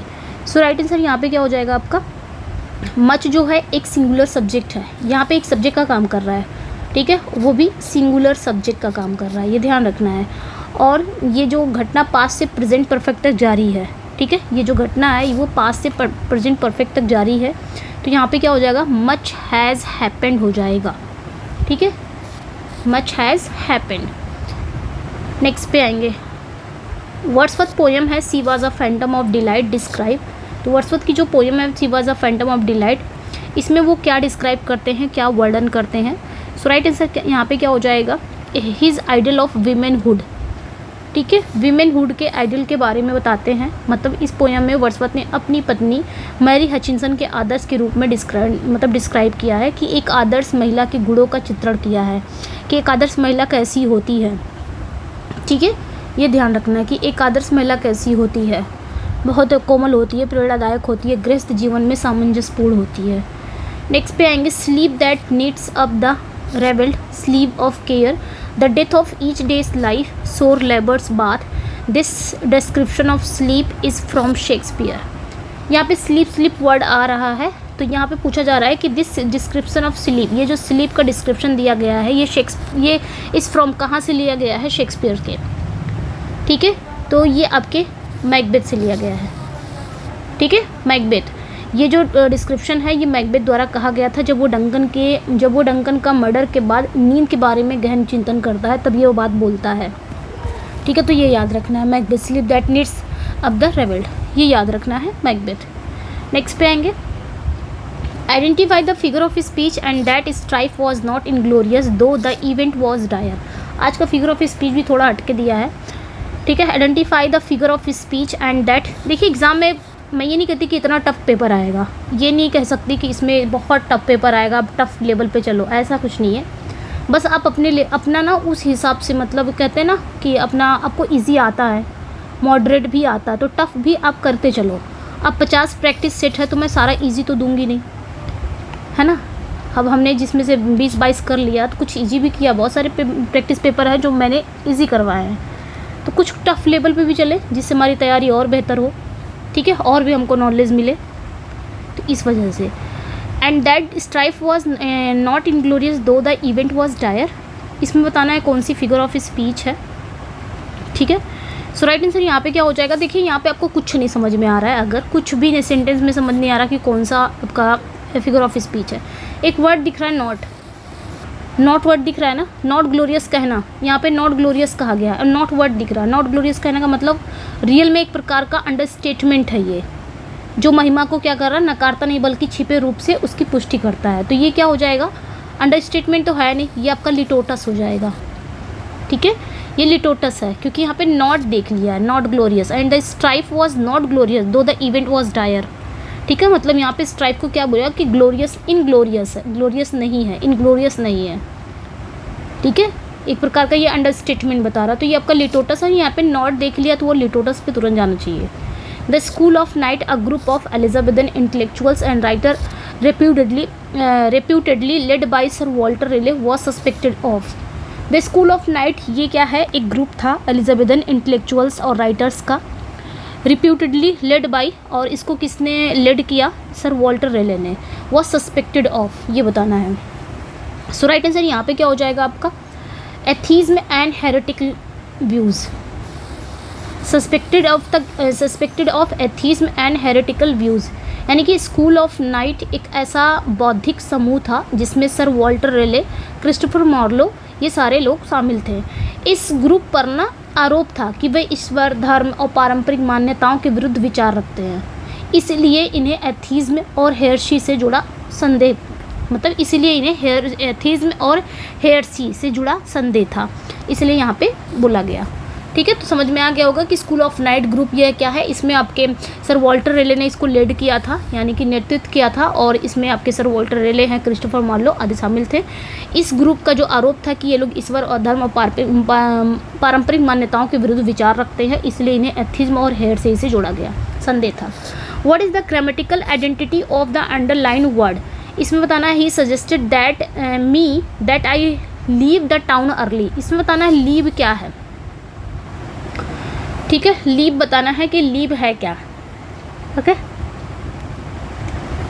देखिए यहाँ पे क्या कह रहा है कि he suggest me that I leave the town early, conjunct कर रहा है कि कंजक्ट है कि सब्जंक्टिव है कि फिनिट वर्ब है कि ट्रांसिटिव वर्ब है।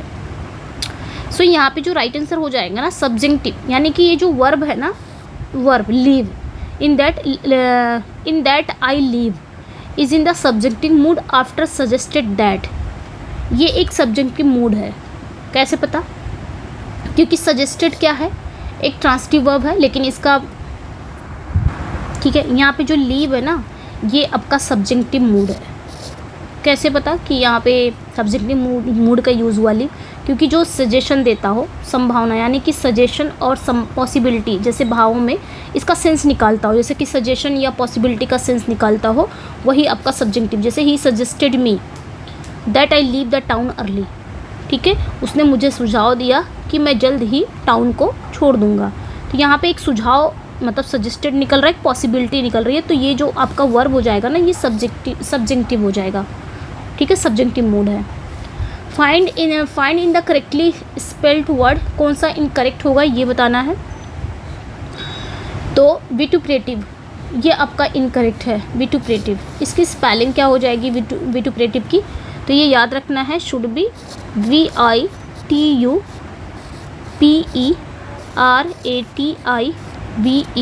विटुप्रेटिव, ये करेक्ट हो जाएगा। VITUPER है, उसके बाद PER है, ATIVE है, ये ध्यान रखना है, विटुप्रेटिव। ठीक है, विच मीन्स गाली गलौज भरा। बाकी वैसिफेरस मतलब क्या होता है, ऊंची आवाज़ में बोलने वाला। और वर्सिमिलिट्यूड मतलब यथार्थता। विकैरियस मतलब परोक्ष अनुभव। Comedy of humours is the term applied to the type of comic drama written by Ben Jonson and. तो कॉमेडी ऑफ ह्यूमर्स ये एक टर्म था जिसको अप्लाई किसने किया था, applied to the type of comic drama, मतलब इसको अप्लाई कहाँ किया गया था, कॉमिक ड्रामा टाइप पर। और इसको लिखा किसने था, बेन जॉनसन, और इनके साथ और थे, वो किसने लिखा था ये बताना है। ठीक है, सो राइट आंसर यहाँ पे क्या हो जाएगा आपका, सो राइट आंसर यहाँ पे आपका जॉन फ्लेचर करेक्ट हो जाएगा। ठीक है, John Fletcher is correct. Comedy of humours एक प्रकार का नाट्य, एक प्रकार का मतलब एक ऐसा टर्म है जो मनुष्य के स्वभाव को उसके बॉडली ह्यूमर्स से जोड़ता है, यानी कि रक्त, ब्लड, फ्लैज्म, ये सारे। तो बेन जॉनसन और उनके कंटेम्प्रेरी थे जॉन फ्लेचर ने इस शैली, इस स्टाइल में लेखन किया था, राइटिंग किया था। जॉन गॉल्सवर्दी का प्ले है द शो 1925 में आया था। ऑफर्स अ क्रिटिक ऑफ, ये किसकी आलोचना करता है ये बताना है। सो राइट आंसर यहाँ पे क्या हो जाएगा, ये किसकी आलोचना करता है, the sensationalism of the press and it's intrusion into private grief. ठीक है, ये ध्यान रखना है, किसकी, ये ध्यान रखना है कि ये जो प्ले है ना शो, ये प्रेस की जो सनसनीखेज प्रवृत्ति है ना और व्यक्तिगत दुख में उसके अनावश्यक घुसपैठ की आलोचनात्मक रूप से दिखाया गया कि एक सामाजिक आलोचना है जहाँ मीडिया की असंवेदनशीलता पर व्यंग किया है। मीडिया क्या करती है, कोई भी चीज़ जल्दी से पा जाती है, सनसनीखेज करने लग जाती है ना, चाहे गलत हो या सही हो, उसको इतना बढ़ा चढ़ा के बोले, जितना हुआ नहीं उससे ज़्यादा। तो इस पर आलोचना किया गॉल्सवर्दी ने। Transform into reported speech, please don't go away, she begged him. यहाँ पे ट्रांसफॉर्म करना है, please don't go away, she begged him, इसको क्या करना है ना, इनडायरेक्ट फॉर्म में लेके आना है। सो राइट आंसर यहाँ पे क्या हो जाएगा आपका, राइट आंसर यहाँ पे हमारा बी हो जाएगा, she begged him not to गो।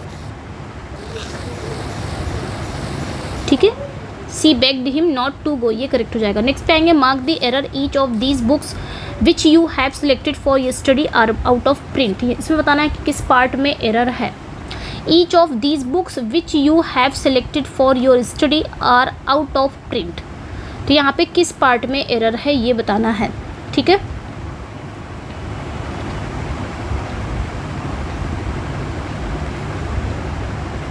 तो यहाँ पे जो राइट आंसर हो जाएगा वो आपका करेक्ट हो जाएगा। यहाँ पे सी पार्ट में एरर है क्योंकि यहाँ पे ईच ऑफ है, उसके बाद आपका प्लूरल नाउन आता है, सिंगुलर वर्ब आएगा ना। तो यहाँ पे यू हैव सिलेक्टेड ये तो इसका वर्ब हो गया, लेकिन यहाँ पे आपका वर्ब दिया हुआ है, ये सी पार्ट में एरर है। यहाँ पे क्या आना चाहिए, इज आना चाहिए। नेक्स्ट पे आएंगे, in Shakespeare's Richard's downfall is largely attributed to his. तो यहाँ पे पूछा जा रहा है कि शेक्सपियर में रिचर्ड थर्ड का जो डाउनफॉल हुआ था एट्रीब्यूटेड टू हिज। ठीक है, सो राइट आंसर यहाँ पे क्या हो जाएगा आपका, बी करेक्ट हो जाएगा।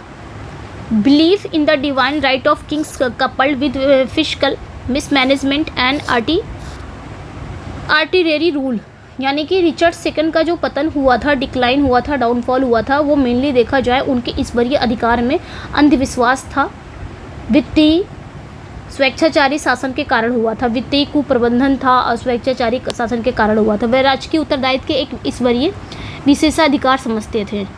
ठीक है, इस कारण इनको हुआ था। ठीक है, उनका पतन कैसे हुआ था, क्योंकि उसके उस ईश्वरीय अधिकार में अंधविश्वास था। तो यहाँ पे पूछा ना, belief in divine right of Kings coupled with the physical management and arbitrary rule, ये ध्यान रखना है। व्हेन यू से, जब आप कहते हो आई love her eyes her air her hair, her nose, her cheeks, her lips, you are using a rhetorical device called।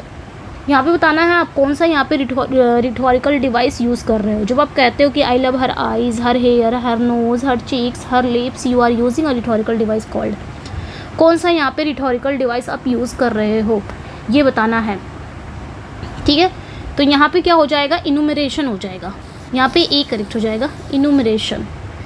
ये जो स्टाइल है ना इनुमरेशन कहलाती है, जिसमें एक के बाद एक कई चीज़ें एक सीक्वेंस ढंग से गिनाई जाती है, ठीक है। सीक्वेंस से एक के बाद एक चीज़ें, मतलब एक के बाद कई चीज़ें एक क्रमबद्ध ढंग से गिनाई जाती है, ठीक है। जैसे मैंने कहा I love her eyes, her hair, एक सीक्वेंस से चली जा रही हूँ ना, तो ये जो स्पीच है ना ये प्रभाव पैदा करने के लिए ऐसा किया जाता है। तो यहाँ पे इसे कहते हैं इनुमरेशन। नेक्स्ट पे आएंगे, what type of sentence is all I want is your happiness. इसमें बताना है कि ये कौन सा सेंटेंस है, कॉम्प्लेक्स है, कंपाउंड है, सिंपल है, क्लेफ्ट सेंटेंस है, कौन सा सेंटेंस है, ठीक है। यहाँ पे बताना है इसमें कौन सा सेंटेंस है। All I want is your happiness, ठीक है। तो यहाँ पे देखिए ये जो आपका सेंटेंस है ना, थोड़ा सा समझ लेते हैं कि what type of sentence is all I want is your happiness. ये किस प्रकार का सेंटेंस है, तो ये एक क्लेफ्ट सेंटेंस है।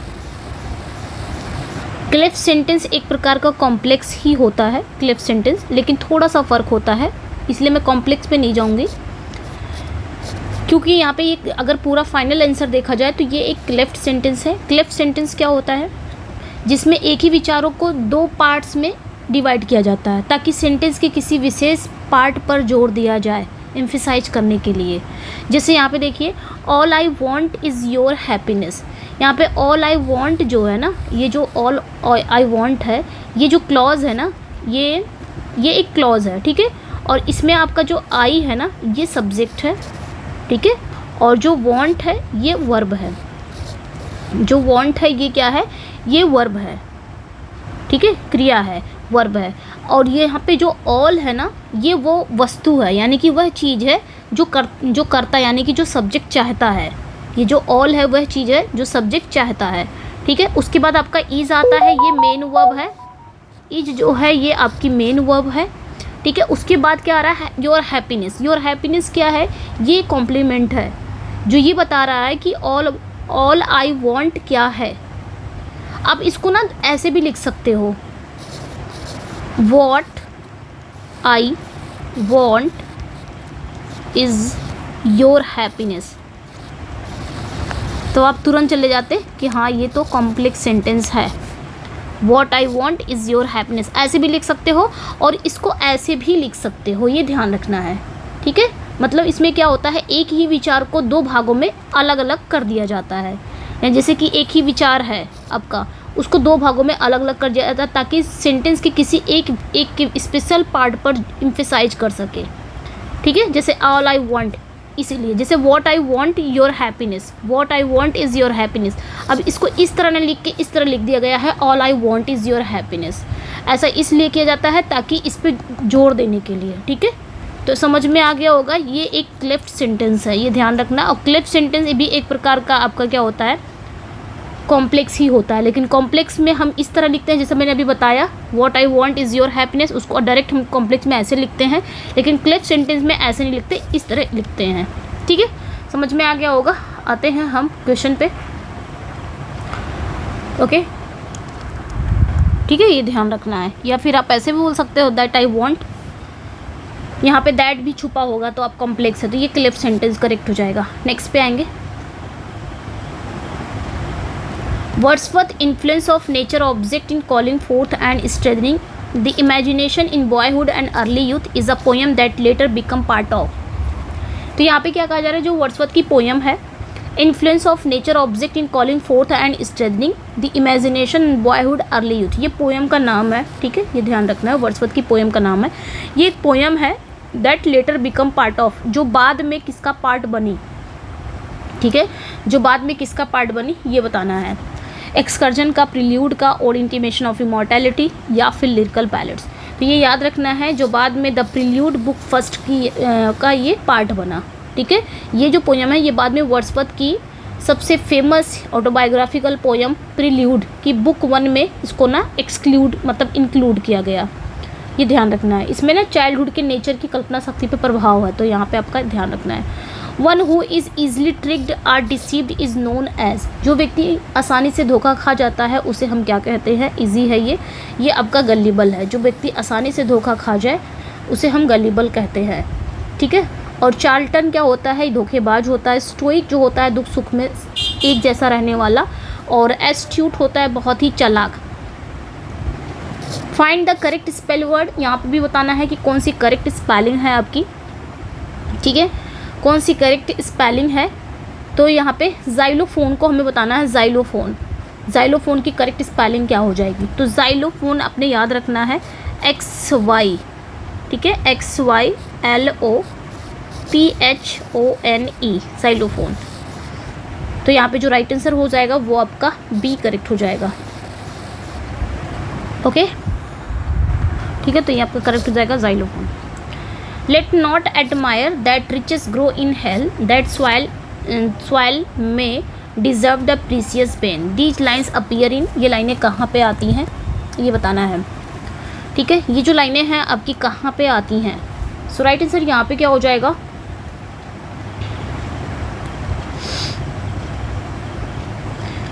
राइट आंसर ये आपके पैराडाइज लॉस्ट की लाइन है।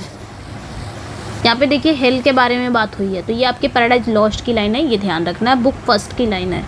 आई थिंक ये जो लाइनें हैं शैटन बोलता है कि मेमन की स्पीच होती है, थोड़ा कन्फ्यूज़न मुझे हो रहा है, बट इतना याद है कि ये आपके बुक फर्स्ट की लाइन है, बुक फर्स्ट की लाइन है। अब स्पीच कौन बोलता है, let not admire that riches grow in hell. थोड़ा सा कन्फ्यूज़न हो रहा है क्योंकि सैटर्न सबसे ज़्यादा बोल दिया है स्पीच, तो सैटर्न ही दिमाग में आता है। और मुलोच आई थिंक मुलोच या सैटर्न, कन्फ्यूज़न है इसलिए मानिएगा नहीं, बाकी इतना जानिएगा कि हाँ वो आपके पैराडाइज लॉस्ट की लाइन है। Choose the synonym for exculpate, इसका सिनोनिम बताना है।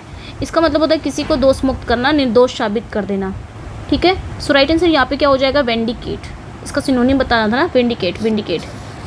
यहाँ पे राइट आंसर आपका C करेक्ट हो जाएगा। विंडिकेट मीन्स निर्दोष सिद्ध करना या सच्चाई स्थापित करना। नेक्स्ट पे आएंगे, which character in Galsworthy the Forsyte saga embodies the Victorian sense of property and ownership particularly towards his wife Irene. यहाँ पे क्या पूछा जा रहा है कि आपका विच कैरेक्टर इन गोल्सवर्दी, तो गोल्सवर्दी के फोर्थ साइड सागा का वो कैरेक्टर कौन है जो Victorian sense of property and ownership के लिए जाना जाता है, स्पेशली अपने वाइफ इरीन के लिए। तो सोम्स फोर्साइट है, और कौन हो सकता है भाई, यही तो है। सोम्स फोर्साइट में ये सारी चीज़ें मिलती हैं जो आयरीन को क्या करता है, संपत्ति प्रॉपर्टी की तरह देखता है। तो यहाँ पे सोम्स फोर्साइट हो जाएगा। एंड नेक्स्ट वन पे आएंगे, यहाँ पे प्रीपोजिशन फिल करना है। Rainfall dash India varies dash place to place and also from year dash year, ठीक है। तो यहाँ पे बताना है क्या, कौन सा प्रीपोजिशन फिल करेंगे हम। तो देखिए यहाँ पे जो राइट आंसर हो जाएगा द रेनफॉल इन इंडिया, क्योंकि इंडिया है तो हम इन लाएंगे, ये तो इजी हो गया है ना, इन इंडिया। उसके बाद varies from, place to place, यहाँ पे प्लेस टू प्लेस की बात हो रही है, यानी कि स्थान से स्थान भिन्नता, तो वेरीज फ्रॉम होता है, तो यहाँ पे आपका फ्रॉम करेक्ट हो जाएगा। Also from year, year two year होता है ना, year two year, from year two year, तो यहाँ पे आपका C, वैसे पहले ही ये क्लियर हो गया था, वो आपका C ही करेक्ट है। नेक्स्ट पे आएंगे, identify the correct sentence, correct description of sprung rhythm from the following. तो स्प्रंग रिदम के बारे में बताना है कि कौन सा आपका इनकरेक्ट है, कौन सा आपका इनकरेक्ट है ये बताना है, ठीक है। This rhythm closes ideas to spring in our minds, hence sprung rhythm. Is sprung rhythm is feet are of equal length, या फिर अ फुट में हैव 1 और 4, आई थिंक ये सिलेबल होना चाहिए, 4 सिलेबल, थोड़ा सा मिसटाइप है ये। Sprung rhythm, its metre is derived from the metre of Anglo Saxon poetry which was based on accent and linked by alliteration. तो यहाँ पे कौन सा करेक्ट हो जाएगा आपका,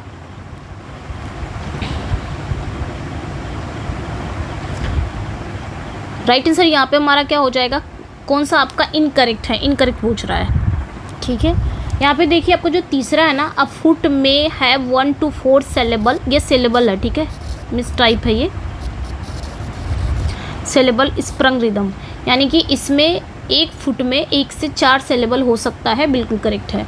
चौथा देखेंगे, its metre is drive from the metre of Anglo Saxon poetry, यानी कि इसका ये एंग्लो सेक्सन मीटर से प्रेरित है, ये भी करेक्ट है। Which was based on accent and linked alliteration, ठीक है, ये भी तो तीसरा और चौथा करेक्ट है, बाकी 1 2 आपका इनकरेक्ट है। इनकरेक्ट पूछा था ना, तो आपका 1 and 2 हो जाएगा, ये आपका इनकरेक्ट हो जाएगा 1 and 2।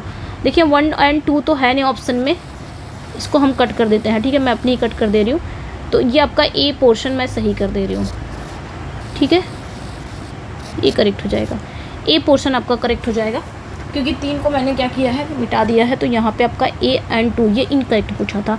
नेक्स्ट पे आएंगे, मार्क दी एरर है, if he would have informed me earlier I would have, तो देखिए यहाँ पे तो एरर ही है, एरर पार्ट किस में है, ए पार्ट में है।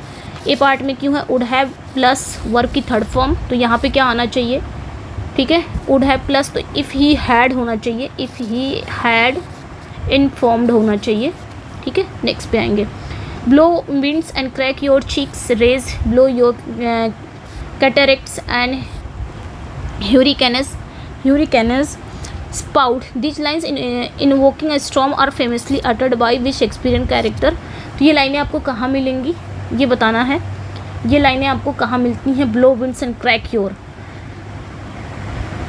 ठीक है, ये लाइनें आपको कहाँ मिलती हैं, तो राइट आंसर यहाँ पे क्या हो जाएगा,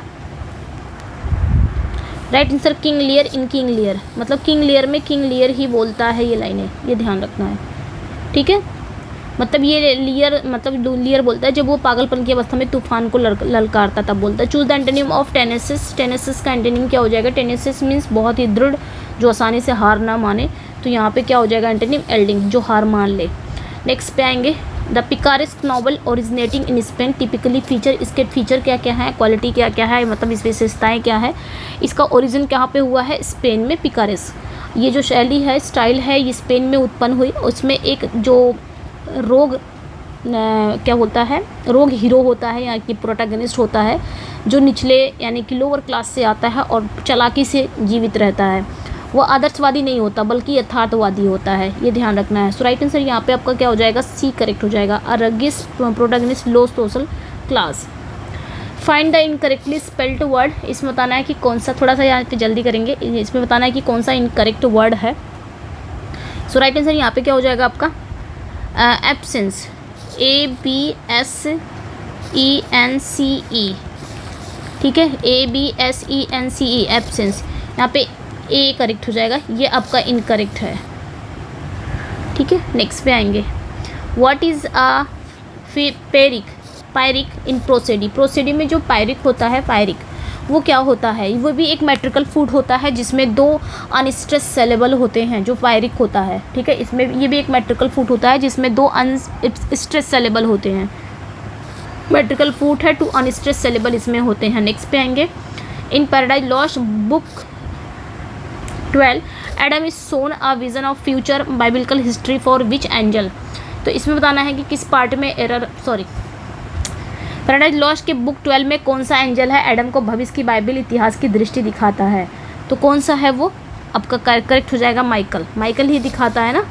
चलिए नेक्स्ट पे आएंगे, Wordsworth concept of wise passiveness suggest, Wordsworth का जो कॉन्सेप्ट है वाइज पैसिवनेस का विचार क्या दिखाता है, क्या दर्शाता है, वाइज पैसिवनेस ये क्या सजेस्ट करता है, तो राइट आंसर यहाँ पे क्या हो जाएगा आपका, बी करेक्ट हो जाएगा, B, a receptive openness to the teachings of nature rather than and overly analytical and intrusive approach, इसका मतलब है कि नेचर की शिक्षाओं के बिना ज़्यादा विश्लेषण या दखल के सहनशीलता से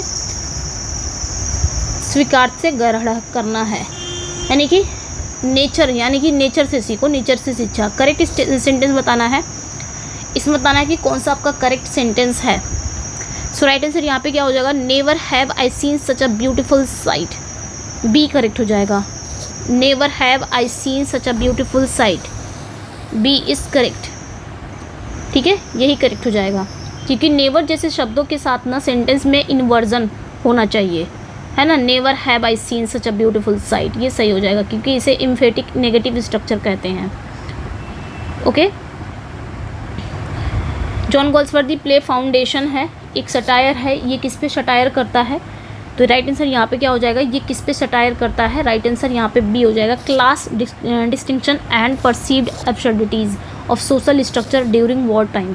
ये प्ले ना जब वॉर टाइम हुआ था, सामाजिक वर्ग के बीच भेदभाव, सामाजिक संरचनाएं, बेतुकी आदतों पर सटायर करता है। Choose the synonym of salient. Salient का सिनोनिम क्या हो जाएगा? सैलिएंट मतलब प्रमुख, विशिष्ट या बहुत महत्वपूर्ण, तो इसका सिनोनिम प्रोमिनेंट हो जाएगा सैलिएंट। ठीक है, नेक्स्ट पे आएंगे। विलियम वाई शर्ली है, विलियम कॉन्ग्रीव है, ओलिवर गोल्डस्मिथ है, रिचर्ड ब्रेंचले है, शेरिडन आर राइटर ऑफ। ये सारे राइटर किसके मतलब किसके लिए प्रमुख जाने जाते हैं? तो ये सारे कॉमेडी ऑफ मैनर्स के लिए जाने जाते हैं। कॉमेडी ऑफ मैनर्स, इसमें से कोई एक पूछ लेगा, ध्यान रखना है। ये विलियम वाई शर्ली याद रखना, चाहे कुछ याद रखना या नहीं। तो ये सारे ना कॉमेडी ऑफ मैनर्स के प्रमुख प्रोमिनेंट राइटर हैं। ये जो स्टाइल है ना, ये समाज के शिष्टाचार, व्यवहारिकता के व्यंग करती थी, मतलब इस पर आलोचना करती थी। To weather the storm means क्या होता है? टू वेदर द स्टॉर्म मतलब to survive in difficult time. ठीक है, मुश्किल समय में सहनशीलता से बच निकलना, ये टिके रहने की। तो to survive in difficult time, यहाँ पे बी करेक्ट हो जाएगा। नेक्स्ट पे आएंगे। I try to learn English for years but, आगे आपको फिल करना है। यहाँ पे क्या होगा? I try to learn English for years but, आगे क्या करना है? ये पास्ट में है, तो अगला क्या करना है हमें? अगला भी क्या करना है हमें? प्रेजेंट परफेक्ट टेंस में ले जाना है, क्योंकि सफल ना होने का अर्थ दिखा रहा है। सो राइट आंसर यहाँ पे क्या हो जाएगा? आई हैव नॉट सक्सीडेड, ये हो जाएगा। नेक्स्ट पे आएंगे। ग्रूमियो, ये क्लाउन है, एक क्लाउन फिगर है ग्रूमियो। ये कहाँ पे अपीयर होता है? जो ग्रूमियो नाम का क्लाउन है, ये कहाँ पे अपीयर होता है? सो राइट आंसर यहाँ पे क्या हो जाएगा आपका? टेमिंग ऑफ द श्रू में। ठीक है, टेमिंग ऑफ द श्रू में ये आता है। नेक्स्ट पे आएंगे। Surprised by joy, this work by C.S. Lewis. ये जो सरप्राइज्ड बाय जॉय है, ये एक वर्क है किसका? C.S. लेविस का। और दिस टाइटल इज़ फ्रॉम, ये जो टाइटल है ना सरप्राइज्ड बॉय, ये कहाँ से लिया गया है, किसके वर्क से लिया गया है, ये बताना है। ठीक है, किसके वर्क से लिया गया है? तो राइट आंसर यहाँ पे क्या हो जाएगा? विलियम वर्ड्सवर्थ के वर्क से लिया गया है। विलियम वर्ड्सवर्थ का एक वर्क है surprised by Joy, surprised by Joy इनका वर्क है, और यही से टाइटल इन्होंने उठा लिया C.S. लेविस ने अपने वर्क के लिए, ये ध्यान रखना है। ठीक है, कॉम्प्रिहेंसन आ गया है। चलिए इसको जल्दी से कर लेते हैं। क्या कह रहा है? Study of rhetoric, the art of persuasive speaking और राइटिंग हैज़ एंशियंट रूट्स। ठीक है, तो इसमें क्या कहा जा रहा है? देखिए, ये जो पैसेज है ना, ये रिटोरिक यानी प्रभावशाली बोलने या लिखने की कला के बारे में है। इसका इतिहास प्राचीन ग्रीस से जुड़ा हुआ है, जहाँ अरिस्टोटल ने इसे व्यवस्थित रूप से समझाया है। अरिस्टोटल ने प्रभावी तर्क प्रस्तुत करने के 3 प्रमुख तरीके बताए हैं। एक आपका इथोस है, मैं बता दे रही हूँ इसमें क्या पूछा जाएगा। एक आपका इथोस है। इथोस मतलब क्या होता है? स्पीकर या राइटर की विश्वसनीयता और नैतिकता, जिससे लिसनर उस पर विश्वास करता हो। दूसरा आपका पैथोस है। ठीक है, पैथोस होता है, इसमें क्या होता है? जो लिसनर की भावनाओं को छूने की कोशिश, जैसे कि बहुत वो इमोशनल है, बहुत गुस्से में है, डर में है, खुशी में है। तीसरा आपका क्या होता है? लोगोस। ठीक है, लोगोस क्या होता है? तर्क और कारण, जिससे क्लियर सुव्यवस्थित तर्क, तथ्य और प्रमाण शामिल होते हैं। तो ये तीनों तरीके ज़रूरी हैं। अगर आपको रिटोरिक यानी कि प्रभावशाली बोलने या लिखने की कला के बारे में जानना है, तो ये तीनों तरीके अरिस्टोटल ने बताए हैं। ठीक है, अरिस्टोटल ने प्रभावी तर्क प्रस्तुत करने के 3 प्रमुख तरीके बताए हैं, यही वाला। ठीक है, ये तीनों तरीके ज़रूरी हैं, लेकिन इनके सही उपयोग का आधार होता है, यानी कि लिसनर की नेचर, स्थिति और डायलॉग का उद्देश्य। एक कुशल स्पीकर इन तीनों को संतुलित यानी कि एक संतुलन वे में प्रभावशाली संदेश दे देता है। तो यही है आपका रिटोरिक के बारे में पूछा है, और कुछ नहीं। इसमें आते हैं हम। What is the primary subject of the rhetoric according to the passage. तो पैसेज के अकॉर्डिंग रिटोरिक का प्राइमरी सब्जेक्ट क्या होना चाहिए? ठीक है, ये पूछा जा रहा है। सो राइट आंसर यहाँ पे क्या हो जाएगा? The art of persuasive speaking और राइटिंग, यानी कि रिटोरिक का मतलब प्रभावशाली बोलने या लिखने की कला। ठीक है, ये कविता या इतिहास का अध्ययन नहीं, बल्कि तर्कपूर्ण और मनमोहक डायलॉग की कला, बोलने की कला। Which of the following best describe ethos as a mode of persuasion. तो इथोस के रूप में किसका वर्णन किया गया है? इथोस के रूप में किसका वर्णन किया गया है? सो राइट आंसर यहाँ पे क्या हो जाएगा? The credibility and character of the speaker और राइटर। इथोस का मतलब स्पीकर या राइटर की विश्वसनीयता, यानी कि क्रेडिबिलिटी, नैतिकता, कैरेक्टर लिसनर तभी प्रभावित होता है ना जब वो बोलने वाले को भरोसेमंद और ज्ञानी समझेगा, तभी तो। ठीक है, लिसनर इथोस मतलब जब स्पीकर खुद ही उसके अंदर एक क्रेडिबिलिटी होगी, यानी कि सामने वाला उस पर विश्वास रखेगा, उसके अंदर नैतिकता होगी। लिसनर तभी प्रभावित होता है जब जानता है कि सामने वाला बहुत भरोसेमंद है, बहुत ज्ञानी है, बहुत नॉलेजेबल है, तभी तो पढ़ने आते हो। जैसे आप किसी टीचर के पास पढ़ने जाओगे तभी कि हाँ सामने वाला जो टीचर है वो नॉलेजेबल है, वो हमें पढ़ाएगा, तभी तो आप किसी के पास जाते हो। तो इस तरह आपको समझना है। An appeal to pathos would most likely involve, आगे क्या कहा जा रहा है कि पैथोज के माध्यम से कौन सा प्रभाव डाला जाता है। एथोज हो गया आपका स्पीकर और पैथोज हो गया लिसनर। ठीक है, तो यहाँ पे जो राइट आंसर हो जाएगा वो आपका करेक्ट हो जाएगा। इवोकिंग फीलिंग ऑफ सिंपैथी और anger in the audience, pathos ना लिसनर की भावनाओं को प्रभावित करता है, जैसे कि सिंपैथी, क्रोध, डर, खुशी, ये तर्क और तथ्य के बजाय भावना पर आधारित होता है जो पैथोज होता है। पैथोज तो आपने याद रखना है। According to the passage the effective use of ethos, pathos and logos depend on, passage के अनुसार अगर देखा जाए इथोस, पैथोज और लोगोस के प्रभावी उपयोग पर क्या निर्भर करता है, तो क्या निर्भर करता है, राइट आंसर यहाँ पे क्या हो जाएगा, the audience context purpose of the communication. यानी कि पैसेज बताता है ये तीनों तरीके ना लिसनर डायलॉग के संदर्भ उद्देश्य पर निर्भर करते हैं, एक ही फार्मूला हर स्थिति में लागू नहीं होता। What can be inferred about a skilled rhetorician from the passage, passage के अनुसार एक कुशल स्पीकर के बारे में क्या कहा जा सकता है, तो क्या कहा जा सकता है, they understand how to combine different moods to persuasion effectively, मतलब एक अच्छा स्पीकर, एक कुशल स्किल्ड स्पीकर वो होता है जो इथोस, पैथोस और लोगोस के अलग अलग एलिमेंट्स को ना एक बैलेंस फॉर्म में मिलाकर प्रभावशाली संदेश दे देता है। वो केवल तर्क या केवल भावना पर निर्भर नहीं रहता, वो हर टाइप मतलब सब कुछ मिला के एक प्रभावशाली ढंग से वो स्पीच देगा ताकि लिसनर उससे प्रभावित हो जाएगा। Choose the antonym of acerbic, acerbic का एंटोनिम क्या हो जाएगा, जल्दी से देख लेते हैं। एसर्बिक मतलब बहुत ही तीखा, कटु, कड़वा, तो इसका एंटोनिम क्या हो जाएगा, काइंड। ठीक है, नेक्स्ट पे आएंगे। अगला जो क्वेश्चन है आपका, find the correctly spelled word, इसमें बताना है कि कौन सा आपका करेक्ट स्पेलिंग है। साइमल्टेनियस करेक्ट स्पेलिंग क्या हो जाएगी, SYMULT,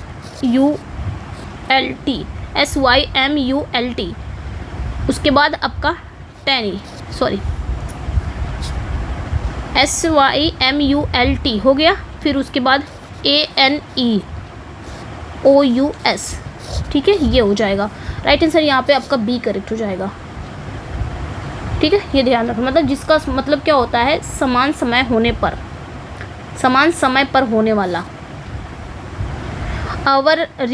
Our revels now are ended. These are actors, as I foretold you, were all spirits and all are melted into air. These lines reflecting on the ephemeral nature of performance and life appearing. ये line कहाँ पे आपको मिलेंगी ये बताना है। तो ये जो लाइनें हैं ना, ये आपको मिलेंगी टेम्पेस्ट से।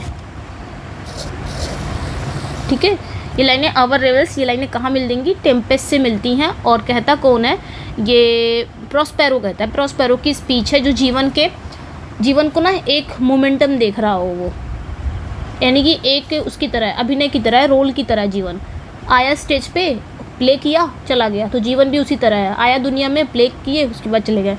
नेक्स्ट पे आएंगे, meadows trim with daisies pied, this line appearing, ये लाइन कहाँ पे आती है, meadows trim with daisies pied. So right answer यहाँ पे क्या हो जाएगा, एल एलिग्रो की लाइनें हैं ये। ठीक है, एल एलिग्रो की लाइन है, ये ध्यान रखना है। वर्ड्सवर्थ की prelude, a significant episode, describe the poet experience telling about the act leads to feeling of. Wordsworth की द प्रील्यूड में जो उन्होंने बोट चुराने के अनुभव से किन भावनाओं को जन्म होता है, यानी कि बोट चुराने के एक्सपीरियंस से कौन सी भावनाएं जन्म लेती हैं। सो राइट आंसर क्या हो जाएगा, जब आप किसी चीज़ को चोरी करते हो, पकड़े जाते हो, उसके बाद कौन सी इमोशन, या फिर आप खुद ही, आपको क्या हो जाता है, पकड़े जाते हो या नहीं भी पकड़े जाते हो तो एक गिल्ट रहता है कि मैंने चुरा लिया, फियर रहेगा, and sense of nature's ominous power and judgement. ठीक है, नेक्स्ट पे आएंगे। Which of these novels by John Galsworthy is often considered his most accomplish work of social criticism, the Forsyte Saga sequence. तो John Galsworthy की Forsyte Saga series में कौन सा वो नॉवेल है सामाजिक आलोचना के लिए सबसे उत्कृष्ट माना जाता है, तो द मैन ऑफ प्रॉपर्टी, ये ध्यान रखना है, यही है the man of property. Mark the error, the news of the recent floods in several states are indeed very distressing for everyone. तो यहाँ पे आपकी किस पार्ट में एरर है? ओके, सो राइट आंसर यहाँ पे क्या हो जाएगा? बी पार्ट में एरर है, यहाँ पे इज हो जाएगा। नेक्स्ट पे आएंगे, क्योंकि न्यूज़ है ना इसलिए। कैटालेक्सिस एक इन प्रोसीडी रेफर्स, कैटालेक्सिस क्या होता है? प्रोसीडी में कैटालेक्सिस का मतलब क्या होता है? कैटालेक्सिस मतलब कविता की, मतलब पोयम की लाइन के अंत में एक या एक से अधिक सेलेबल का छूट जाना, जिससे लाइन अधूरी रहती है, वो होता है कैटालेक्सिस। तो यहाँ पे राइट आंसर बी हो जाएगा, the omission of one or more syllable at the end of line of words making the line incomplete. ठीक है, वो हो जाता है आपका कैटालेक्सिस। नेक्स्ट वन पे आएंगे, choose the correct foreign words ante meridiem. Ante meridiem का करेक्ट फॉरेन वर्ड्स क्या हो जाएगा? एंटीमेरेडियम, इसका मतलब होता है मिडनाइट से नून, यानी कि मध्य रात्रि से दोपहर, नून से पहले का समय यानी सुबह का समय। ठीक है, तो यहाँ पे जो राइट आंसर हो जाएगा वो आपका करेक्ट हो जाएगा, midnight between and noon, A correct हो जाएगा, ये ध्यान रखना है। इन शेक्सपियर्स लव्स लेवर Lost the king of Navarre his lords take an oath to. तो शेक्सपियर के लव्स लेवर लॉस्ट में नवारे के राजा और उनके जो लॉर्ड्स हैं उन्होंने क्या कसम खाई थी? तो उन्होंने 3 साल तक अध्ययन और उपवास करने की, है ना, कि 3 साल तक हम पढ़ाई करेंगे, अध्ययन करेंगे और व्रत करेंगे, फास्ट रखेंगे और महिलाओं के संपर्क से बचने की कसम खाई थी, महिलाओं से दूर रहेंगे एकदम। बी करेक्ट हो जाएगा। ठीक है, ये ध्यान रखना है। वर्ड्सवर्थ की sonnet is called not this sonnet critic you have from mindless of it just honour sub as a defence of.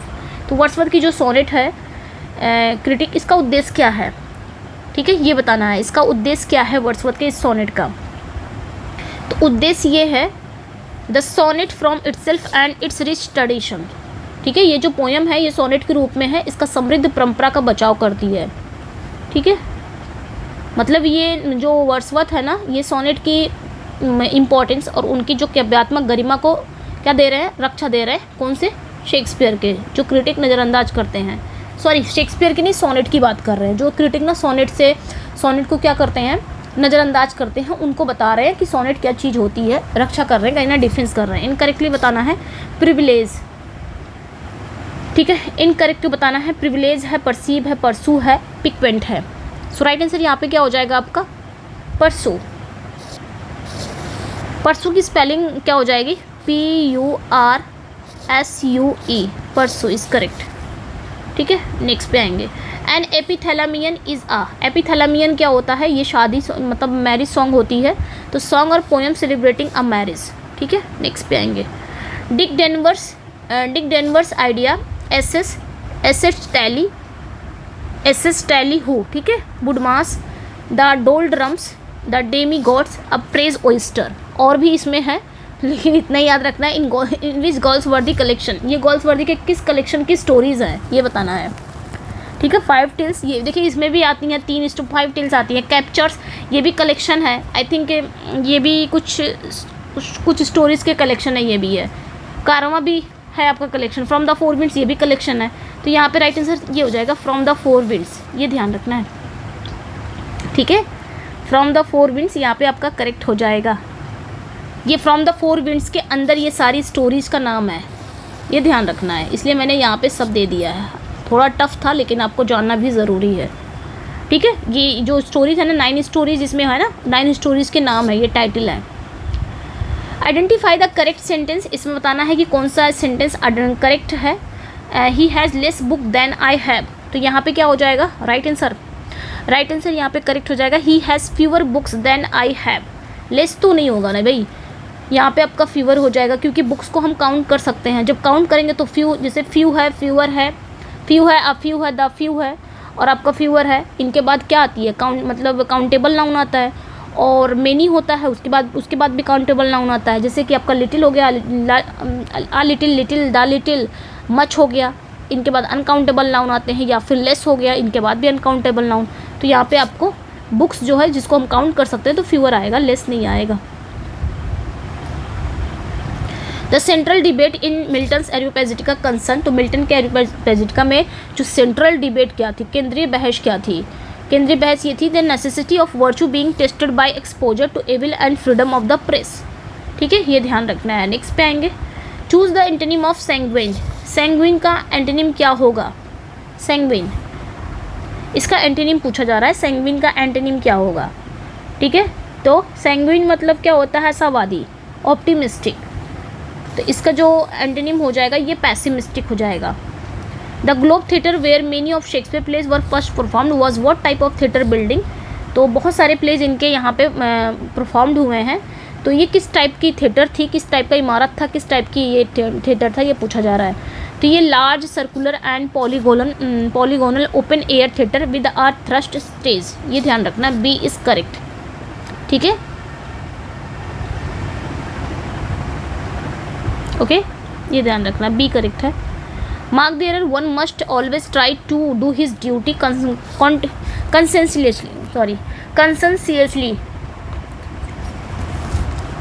ठीक है, कंसेंसियसली एंड विदाउट फेल। तो यहाँ पे बताना है किस पार्ट में एरर है। कसम से इतना सारा समझाना पड़ता है ना, फिर एकदम दिमाग काम करना बंद हो जाता है। चलिए, तो यहाँ पे बताना है कि किस पार्ट में एरर है। सो राइट आंसर यहाँ पे हो जाएगा जो आपके पार्ट में एरर है ना, वो बी पार्ट में, क्योंकि यहाँ पे वन से स्टार्ट हुआ है तो वन प्रोनाउन है। देखिए, ये ध्यान रखना है, वन आपका सब्जेक्ट बन जाएगा, इसका ऑब्जेक्ट भी वन ही बनेगा, लेकिन इसका पजेसिव क्या बन जाएगा? वंस, ये बन जाएगा। तो यहाँ पे बी पार्ट में एरर था, क्योंकि यहाँ पे हिज ड्यूटी नहीं आ जाएगा, ये वंस आ जाएगा। वर्ड्सवर्थ का फेमस लाइन क्या है? वर्ड्सवर्थ की फेमस लाइन है, full soon the soul shall have her earthly freight and custom lie upon thee with a weight heavy as frost and deep almost as life these lines appear. ये line कहाँ पे आती हैं? Important line है और अच्छी line है। तो ये लाइनें आपकी ओड इंटीमेशन ऑफ इमॉर्टैलिटी में आती हैं। ठीक है, तो ये ध्यान रखना है। कैसा लगा? ये था, आज थोड़ा वीडियो लेंदी हो गई क्योंकि क्वेश्चन को समझाए बिना, थोड़ा टफ क्वेश्चन थे तो थोड़ा समझाया भी जाएगा तभी तो समझ में आएगा, है ना। कैसा लगा अपना फीडबैक ज़रूर दीजिएगा और स्कोर भी शेयर करिएगा, आज की क्लास का स्कोर भी शेयर करिएगा। चलिए फिर मिलते हैं नेक्स्ट वीडियो में। Thank you for watching, bye bye.